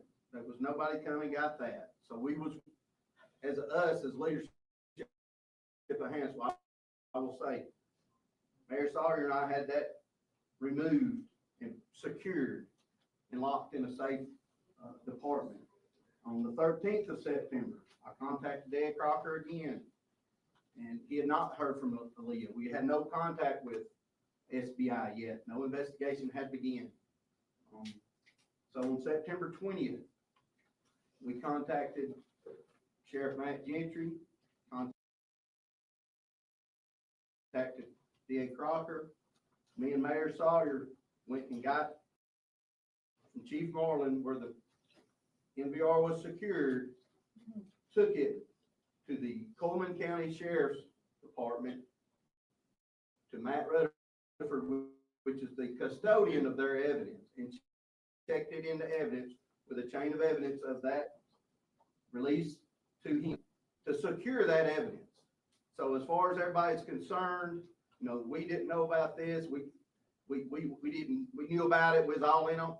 I'm telling you, that was the evidence that they got, the indictments that the grand jury reviewed. So from September 20th, we have not heard one thing, SBI, which is not uncommon. We are not the ones being questioned, so we are not privy to that information. Till February 17th,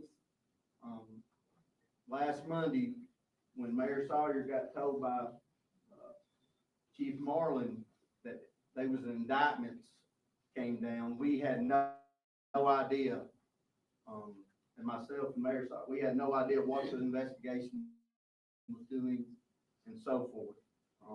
As far as I can say for myself, I mean, this is nothing that had any clue was going on, or I've been on this council exactly 1 year to tonight, actually, when I was sworn in. Not that I'm taking any non-responsibility for that, but I will tell you this is something that we've had from the beginning, trying to secure and do everything in our power to make sure anyone that's doing wrongdoing is brought to justice, and that's what we've tried to do. But as far as the investigation, we've helped in every way, shape, and form from there. I will say one of the questions, I'm on the 911 board. 911 calls, I don't know if she's still here, was being answered. They were being answered by our police department, was still on staff. Our dispatchers was still on staff. And 911, the reason why we asked the sheriff to actually take over calls is because our force had gotten to a point where we wasn't comfortable. If something happened in Hanceville, they were protected. So we made the call to switch it to the police, the sheriff's office, I'm sorry, to actually cover Hanceville for the safety of our citizens and make sure we were safe, because we live here also. I've got businesses here, I own property, so is as much, our time, why, no one, we hurt too. This is not what, we did not want any of this to happen. This, by all means, it's not what I wanted, or I think anybody on this council to happen. So I understand the frustration, but all this stuff that happened before this, I don't know all of it. And my heart goes out to all of the ones that had these problems. Because I've known Brian Campbell and Angel, I've known my whole life. But the fact is, we've got to fix what's here now for the masses, and that's what we're here to do. So thank you. I agree with you. We have to fix what's here. We have to figure out how to move forward. I babysat Angela Campbell, went to church with him, sang in the choir with Kathy. I had no idea what had happened, and that sickened me. And I'm so sorry that that happened to such a precious family. And over the years, there have been good officers here in Hanceville. They sat with me when my son died. They were there when both my parents died. They helped our kids get across the streets at school. Not everyone has been a bad person.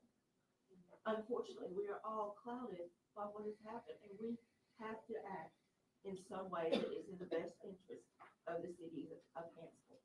These are difficult decisions, and I know none of us are going to take them lightly. The trust has been broken, and we have to figure out a way to bridge that and how to help the city go forward as a council and as a town. And we owe that, as many of you said, to the people who elected us. It is our responsibility, and the buck does stop here. We have to do what's best for all of you. We all live here. I want to go to bed at night just like you do and know I'm safe, know my grandchildren are safe. And I'm going to do everything in my power to make sure that we do this the right way and with everyone's best interest in mind.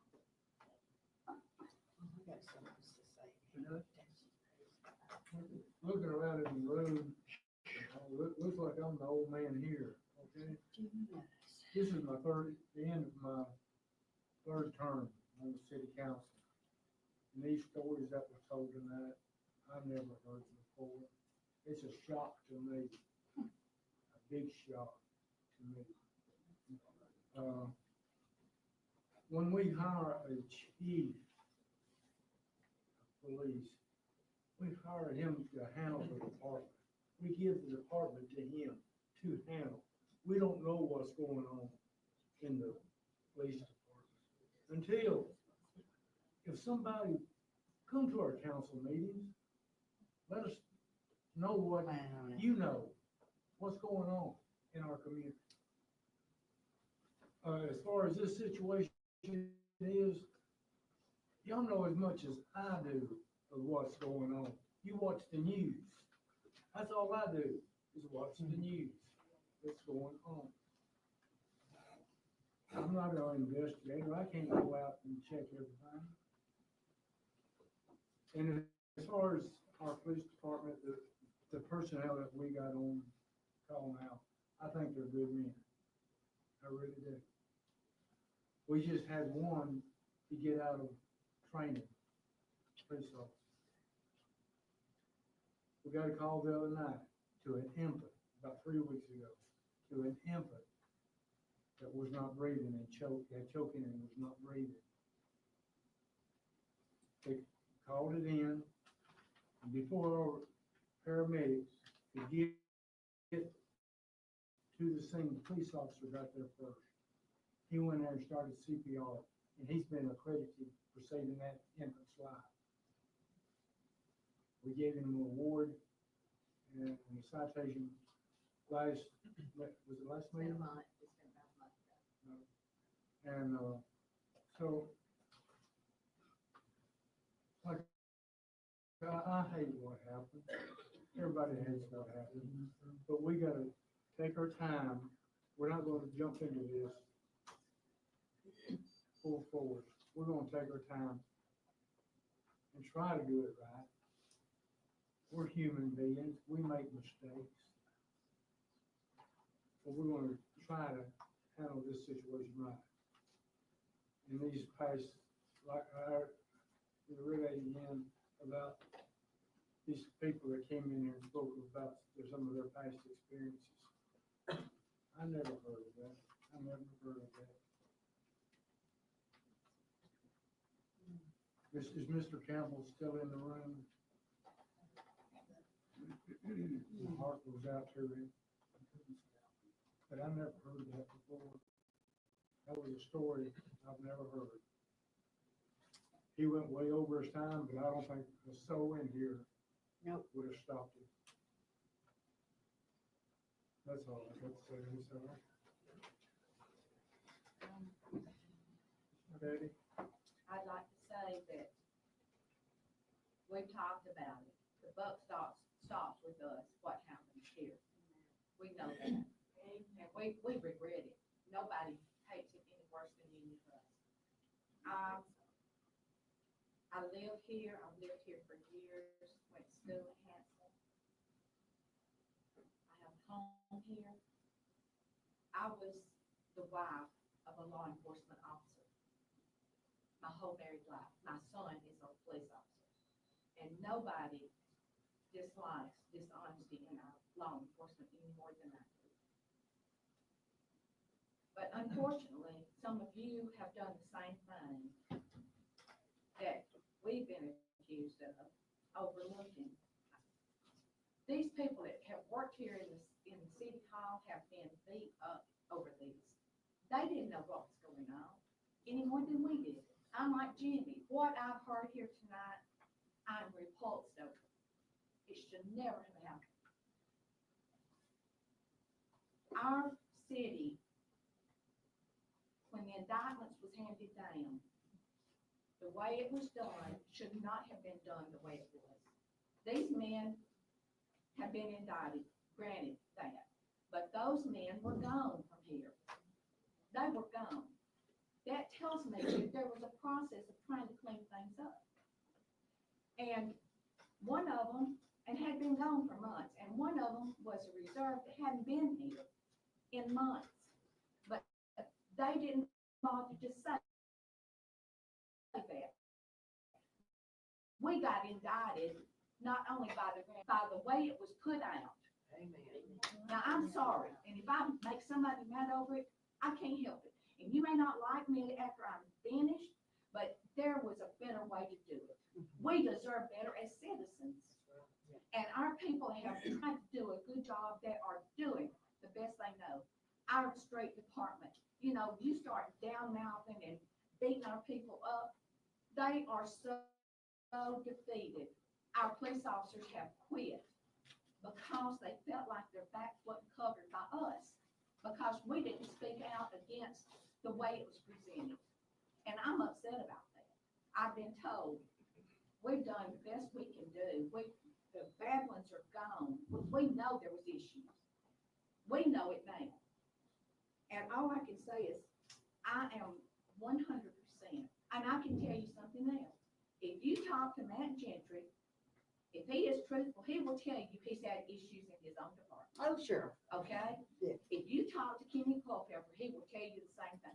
Anybody, any city that has departments have issues. And I'm one of these people, let's deal with it. Don't put it off, let's deal with it. And I'm not about covering up. Denise, Yes. Noah's your son. Yes, ma'am. I know Noah. He's a good kid. Thank you, ma'am. Thank you, ma'am. I've about said all I can say about it, but I'm like, Jimmy, Yeah. that little guy, that officer, Terry, Cup, where would that family be if we hadn't had him here? Think about it. It could have been your grandchildren. When that's what we've got to think about as a council. It's not just about us, it's about all of you. And I'm passionate about trying to get our department back. I think we deserve a good police department. And I'm passionate about doing the right thing for the city. And the grand jury saying that we need it, the remark about they knew better, they don't know our city. They don't know what our needs are. If they don't live here, they don't know what our needs are. And I am passionate about us doing the right thing for you guys.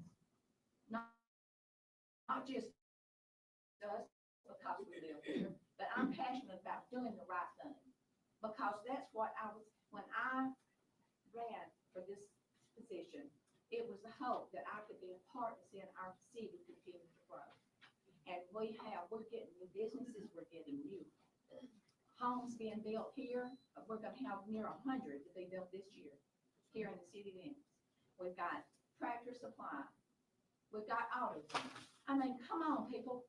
If I was building, I would want to look at a place that's got a good community. That's what we try to be. I've been tore up about the whole thing because I've seen what our people have been put through, our city. And I love this town. That's why I'm here. And I'll tell you, our police officers are not here for the money. The money's not that great. You got me? Being on this council, the money's not that great.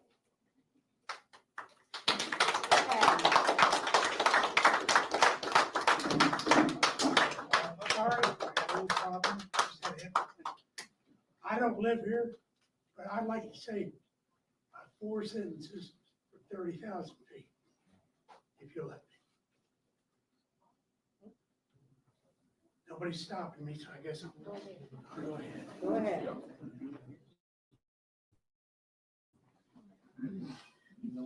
You know, as an outsider, I live in Coleman. As an outsider, I've followed all of this. I agree 100%. How can Hanceville be a den of criminals? I know people here.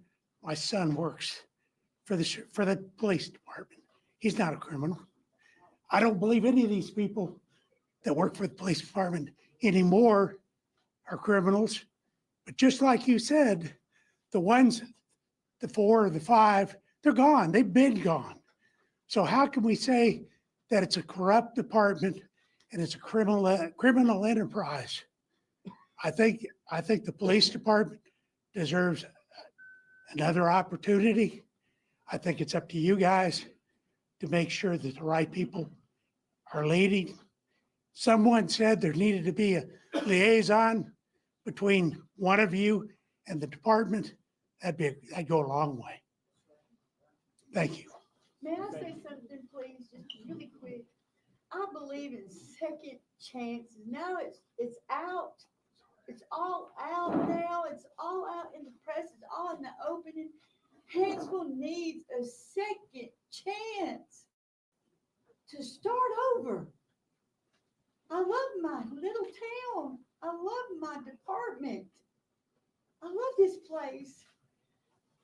But this isn't all. I got 3 boys. They targeted all 3 of my boys. It wasn't just the one. Patty, you're right. It wasn't just one. And I do have 3 good boys. These people right over here, this preacher over here, Rusty, they know I got 3 good boys. I got no story. This ain't all. This ain't all. Patty, I appreciate what you just said. I really do. Okay, John. Lots been said. Sit up here and really heard by some of the stuff's been said, what people had a bad experience with our police department, and like the council members here, we have had some good police. We've had some bad ones, and some have been, I think, all of them rooted out now. But we got good people that's in City Hall, the dispatchers, and everything else. Michelle does a lot for, like kids night out. It hurts to hear, especially about the story about Mr. Davis. I mean, we just want to break down and cry. Nobody deserves, what happened. And the main thing that we have to look at, I think, reading and then hearing y'all speak, and then, from the city council, we all would like to have our own police department. We think it's part of the pride of the city and the community, and also building trust with the citizens. that's one of the things, like when we do have kids night out or Isharama, we like the policemen to be around and, circulate with the citizens, get to know them. There's a lot of stuff that needs to be done. We talked about, we move forward and restarting up the police department. Some of us will be involved in looking at the hiring process and going through that. It's been a big job over the past. The mayor has had that sole responsibility. But I think sometimes that's maybe a little bit too much. It may be best to have a couple of people on, on that interview and see what, besides research about the people that we do hire, if we like to have those departments. I hope we do. And from what most of y'all have, I've gathered, expressed, y'all would like to have your own police department. I agree with the response time. You're not going to get it with the enforcement from the outside.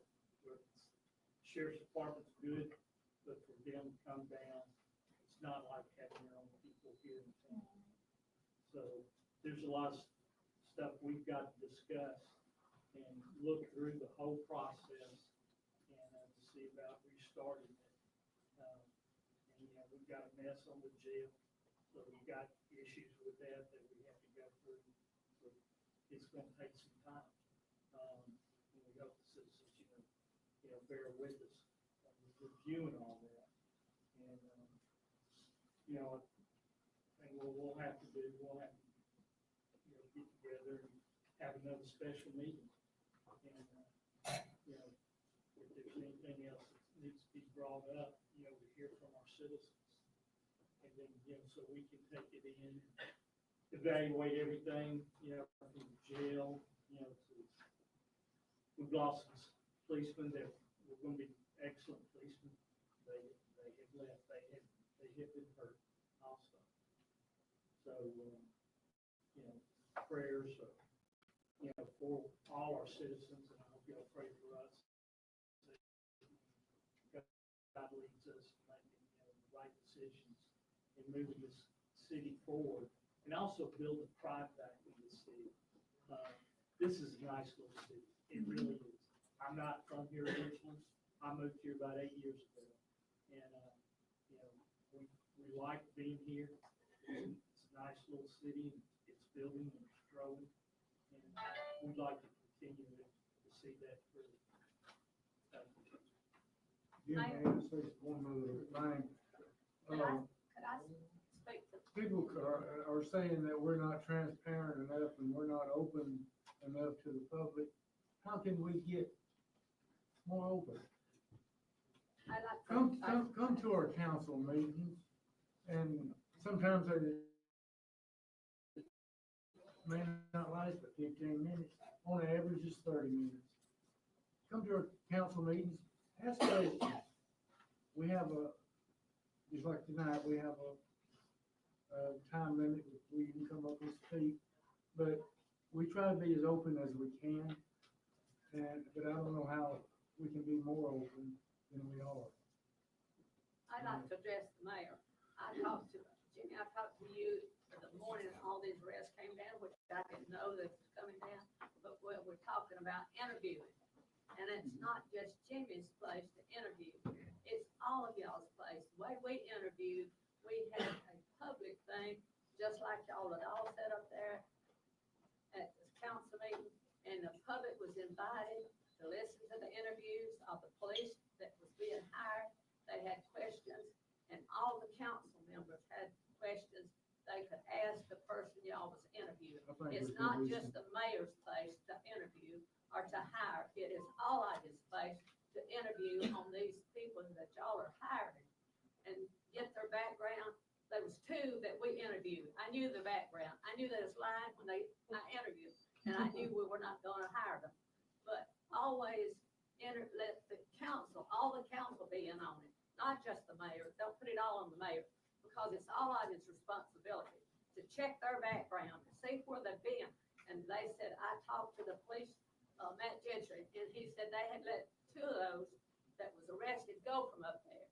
I don't know if y'all interviewed them, I don't know, but y'all, if they had been let go from up there for misconduct or whatever, then they shouldn't have been hired down. there. Amen. That's all I can say. I was the mayor here 4 years, and I did see about the police chief. I let one go because he wasn't doing his job. The next one, he resigned, and the next police department. We didn't have any of this. I was back there in dispatch. A lot of times I would go back there and dispatch. I was around and visiting and seeing what was going on. And they can tell you that Tanya was a clerk then. She left us, but then she came back. She'd been a good clerk. But you've got to know what's going on. You can't sit up there and just listen out here. You've got to get out into the community and know what's going on. And you've got to know about the place that you're hiring. You've got to check their background. Just don't take their word for it, because they'll sit right there and lie to you. Thank you. Thank you. Mayor Sawyer? Yes, May ma'am. I speak? Yes, ma'am. We weren't gonna have employees speak. We're only gonna have people that lived in the city limits or that had businesses in the city limits or had businesses in the police jurisdiction speak. But we have had a few employees come and speak tonight. And as most of you know, I'm Tanya Wilcox, the city clerk. I've been here 20 years and been through a lot of things. But I guess it's time, since we're going to be transparent. We've all had to keep quiet, still keeping quiet. And there's a lot that is still not known. And there's a lot that's still being investigated. We can't do it all. We have requested, and the council has done everything that they can to request that the correct and right authorities come in and do and help. Help was requested 5 months before the dispatch supervisor died. And we were promised and told that help was coming. And it did not. And then we had a death, wherein our own police department and police force at that time did everything they possibly could to keep us from getting any information. The police chief, Josh Howell, back in April and before of 2024, threatened me on 3 occasions. Police Deputy Chief Adam Hatter threatened me on several occasions. I have had my life threatened over what went on at this police department. I knew them for many years and was completely fooled for a while and thought that they were good people, did a good job, until I knew they were breaking the law. And I said, no, this is not right, and I'm not going to do this. At that point, I became the most hated woman and city employee in Hanceville. I have had groups of people, employees that are still employed with the city police department, that got together as a group. And these meetings have been overheard, and these statements have come forward. Heard these people plotting and planning to get rid of me, to do something to me, allegations put out there by the people that turned Mayor Kenneth Nell into the Ethics Commission, to go to his family and tell them it was me, so that I would be the most hated woman in Hanceville. All these things put on Facebook about me, All of them are untrue. Every accusation in Adam Hatter's lawsuit is not true. I realize things are being put out ahead of time about me in the police department to get people to hate me. For the only reason is they wanted to get rid of me because they knew I would not let them get away with the things that they were doing. And I brought it to light. And there are many more things. If the proper authorities don't bring it to light, I'm going to. There's a whole lot that I would like to say, but I'm not prepared. When I get prepared, I will have a book, and it will have every detail in it. And you all know that work. I'm a pretty detailed person, and I've got it. I've got it written down, dates and times. And you know, I'm tired of the lying. I'm tired of people coming in and portraying that they're honest and that they want the best for this city when I know that they don't. I am not against the police department, and that is for the citizens here of Hanceville and the business owners to decide. To let your council members who represent this community and who will make the decision, let them know what you want. But I understand being here, been through turnover after turnover after, I can't tell you how many police chiefs have been through, how many court clerks have been through since I've been here. And it's hard to get a person with integrity, wisdom, and knowledge, experience to carry on the operations that Hanceville has tried so hard to carry on. I mean, we've tried, and I say we, I mean, I've worked here for a long time. The council, you know, they make the decision. I try to carry out what they decide to do, and we have tried and have time and time again, the best that I believe they could, I could, and it takes more than that. It takes more than that to get a person in here that has the ability to take someone's livelihood away, to incarcerate someone, to take someone's property away and lock it up. It takes a lot of that. It takes a lot of know-how and understanding to be able to vet that person. You don't want somebody coming in here that doesn't have any experience, but it's hard to find an honest person with integrity nowadays, you know, that has education and everything that would be required to do that job. Not if you hire the right person. Well, and that's the problem, hiring the right person, because like I said, I was fooled for many years by many officers here. And I thank the council for I appreciate them. And I've enjoyed my job here. Appreciate you. But I want the community and everybody to know it's very complicated there's so much to it. And they're trying, you know, to do the best they can to make the right decision for Hanceville. And I appreciate them for that. And I appreciate all of you coming because it shows that you do care about our community and you care about what happens here. And I would love to anybody has accusation against me here that would like to say it instead of just saying it on Facebook. And I'm welcoming it right now. I mean, like I'm an open book. If you've got something to say about me, or that I've done, or that you have, I'd be glad to, you know, go through it right now with you. I just want to say one thing. Since you're talking about Hal, Yes. Amen. Come on with it. Long, Yep. and Duncan, they all need to be found and prosecuted. Yes. They are snakes and they are Pieces how of they shit. treated people. That's right. And Hanceville today, I know they're here somewhere. I know that paper has put a lot of stuff in there that's not accurate and true. And don't appreciate that. I don't appreciate any of the comments that's been made on Facebook about me personally and using my name. A lot of people think that I'm the court clerk. They think that I'm the one that works in the tag office. And they're on there bashing that person. They're using my name, but they think I'm that clerk. And I'm not that clerk. I'm not that clerk. And I'm the city clerk, you know. I have not done all those things. I did not fire anyone. I'll tell you for sure that Adam Hatter did come to the mayor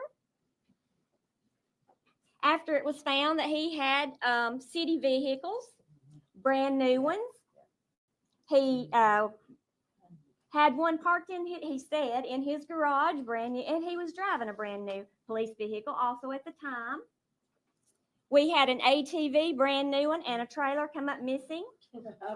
A month, 6 weeks after he left, he had it the whole time on his property. Sure did. Never hit the city grounds here after it was purchased. He, after all that was, he requested, asked Mayor Sawyer, would he let him retire? Nothing was ever said that he's going to be fired or he's going anything, but he knew, we knew these things. Mayor Sawyer said, yes, I'll let you retire.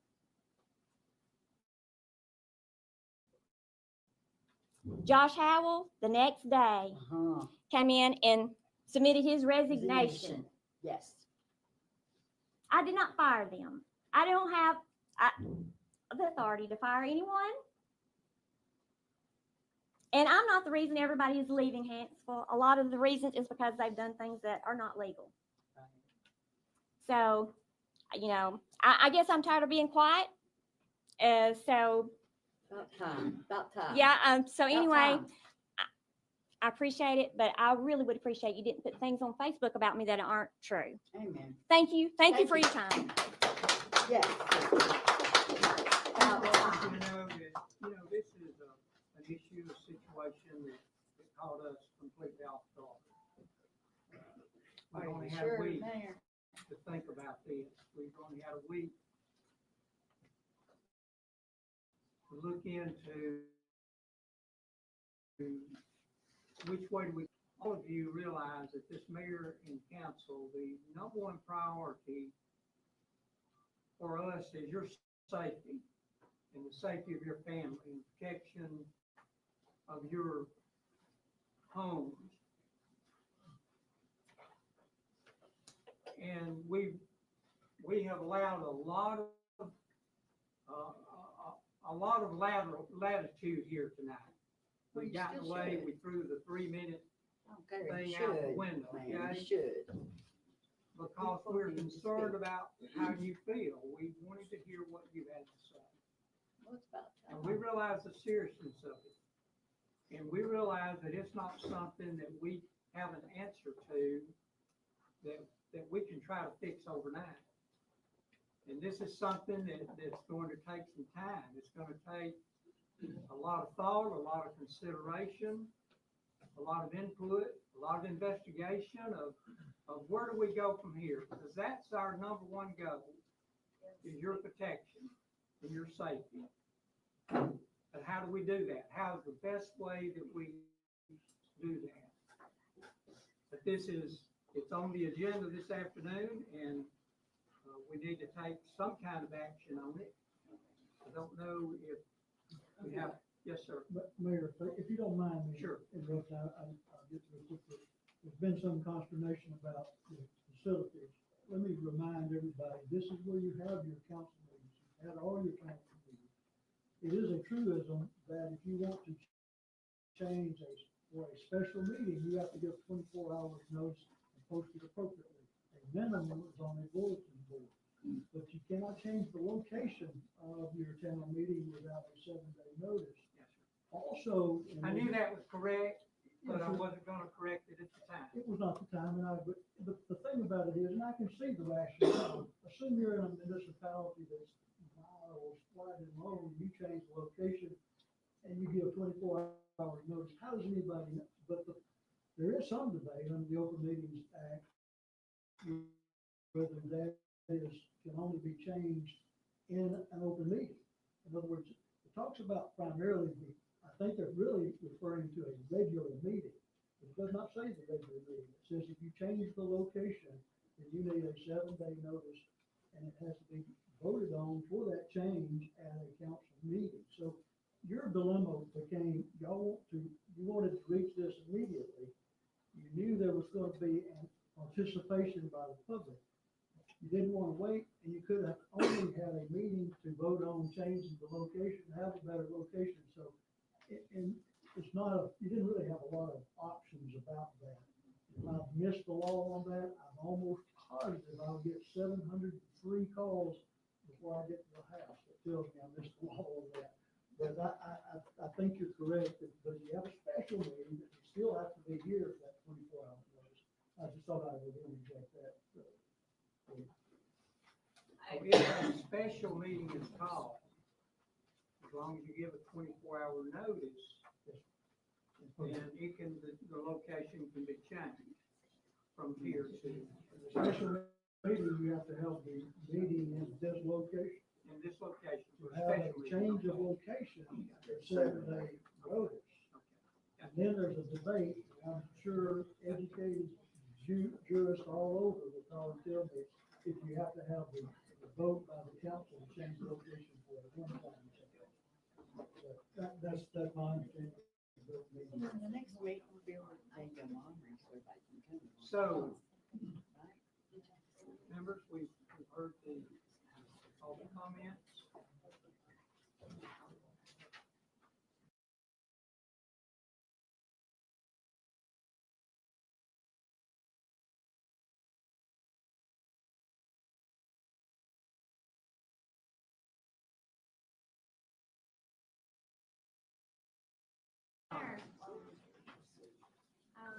Counselor Stan.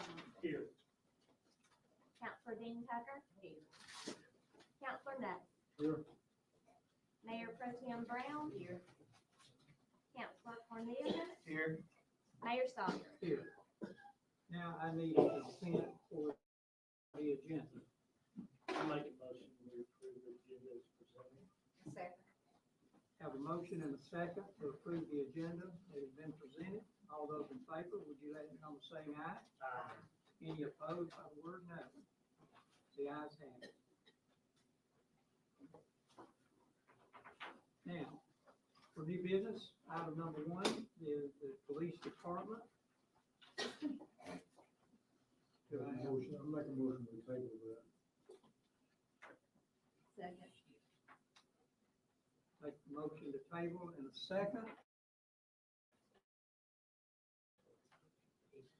All those in favor, would you let, before we do that, any discussion on that? So we can further get our information together.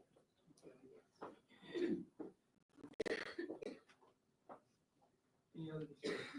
Okay, we have a motion in a second to table. I would have one question for the attorney. So we need to have a change of venue vote in open council. Yep. So I would make, if you added that motion, I would make a motion that we have a special call meeting 7 days from now to change venue and to have another special Yes. call meeting to try to get that week to get this information gathered as much as possible to make an educated decision on what it would look like. Whatever decision we make, and get a plan together as far as our protection and so forth, and what we could look at as far as cost and as far as not only our department, but with the sheriff's office, possibly whatever scenarios we go down that road. That way we can have an educated decision. So. Okay, I think I'm right on this. Mr. Nutt will have to withdraw his motion. Because that was going to, his motion was going to set this for 2 weeks from now. You need to amend your, either you can amend it or you can withdraw and make a new motion. And let me say this, if you don't mind, since I'm talking so much. Technically, your agenda does not have a call for a special meeting, so it would be an agenda item. Am I right? It's not over there. Right, you need to add it to the agenda by roll call vote. Just to follow your protocol. Okay. But the motion, So we need to amend it. That would be fine. once we add it, If I was you, I would let him go ahead with his motion to table, and then I would do a motion to add, okay, all right, okay. location change. All right, we have a motion and a second. All those in favor, signify by saying aye. Aye. Any opposed by the word no? There is none. Now, I'm gonna ask that you add item number 6 to the agenda for a special call council meeting And change it in. and change of venue. The date? You have a date in mind? 1 week from tonight. Okay, what would that Would that be? give some? It would be a 7-day, you have a 7-day notice. That would not qualify. I think it might be a day shy. Yeah. Yes. Dan, is that business days or weekends counted? Indeed it is. Weekends counted? It's just 7 days. What would be It's like the 7 days earliest from today. Posted in the morning, you can have it on the 7th of February, let's see, 7th of February, Friday. So anytime after seven? after tomorrow morning, I mean, yeah, after. About Monday, the 10th. Monday the 10th?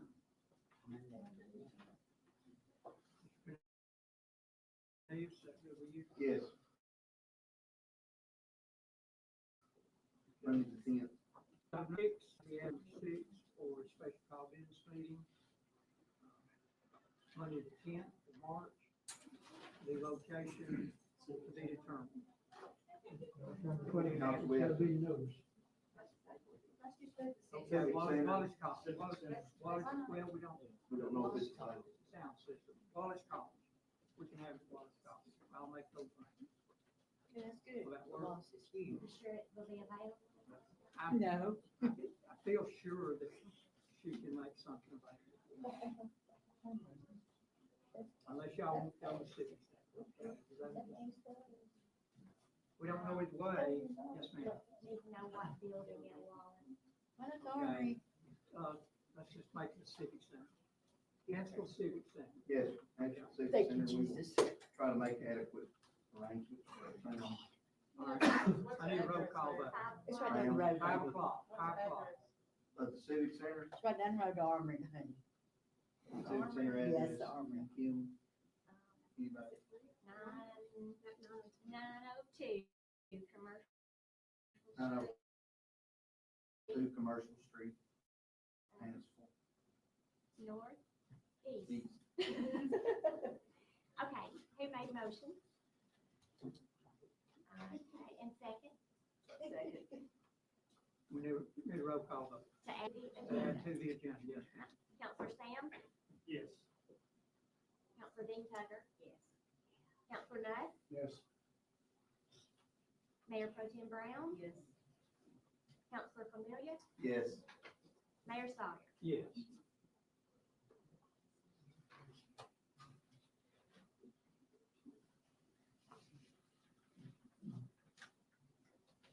Okay, item number 2, have a bill approval, you've been presented the invoices for payment.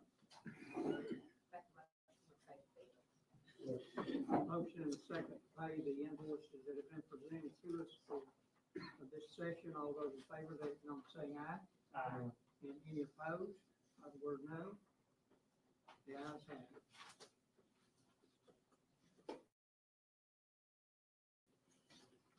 Item number 3, ordinance number 2025-2. That's the electronic vote counting devices. First introduction was introduced at the last council meeting. This will be the second introduction. This ordinance was repeal ordinance number 530.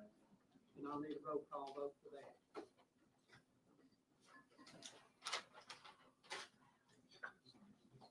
Roll call. Need a motion. I'm sorry. I make a motion to adopt ordinance 2025-2. Okay, motion and a second to adopt ordinance 2025-2. Now we need a roll call vote. Counselor Sam? Yes. Counselor Dean Tucker? Yes. Counselor Nutt? Yes. Mayor Pro Tem Brown?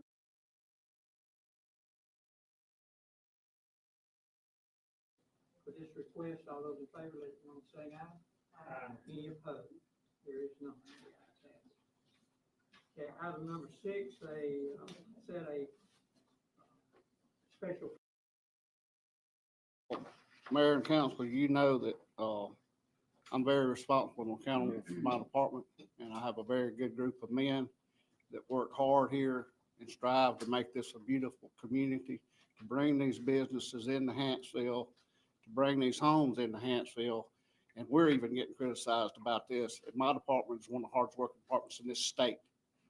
And I don't appreciate those accusations against my department. We work really hard to make Hanceville beautiful and to strive.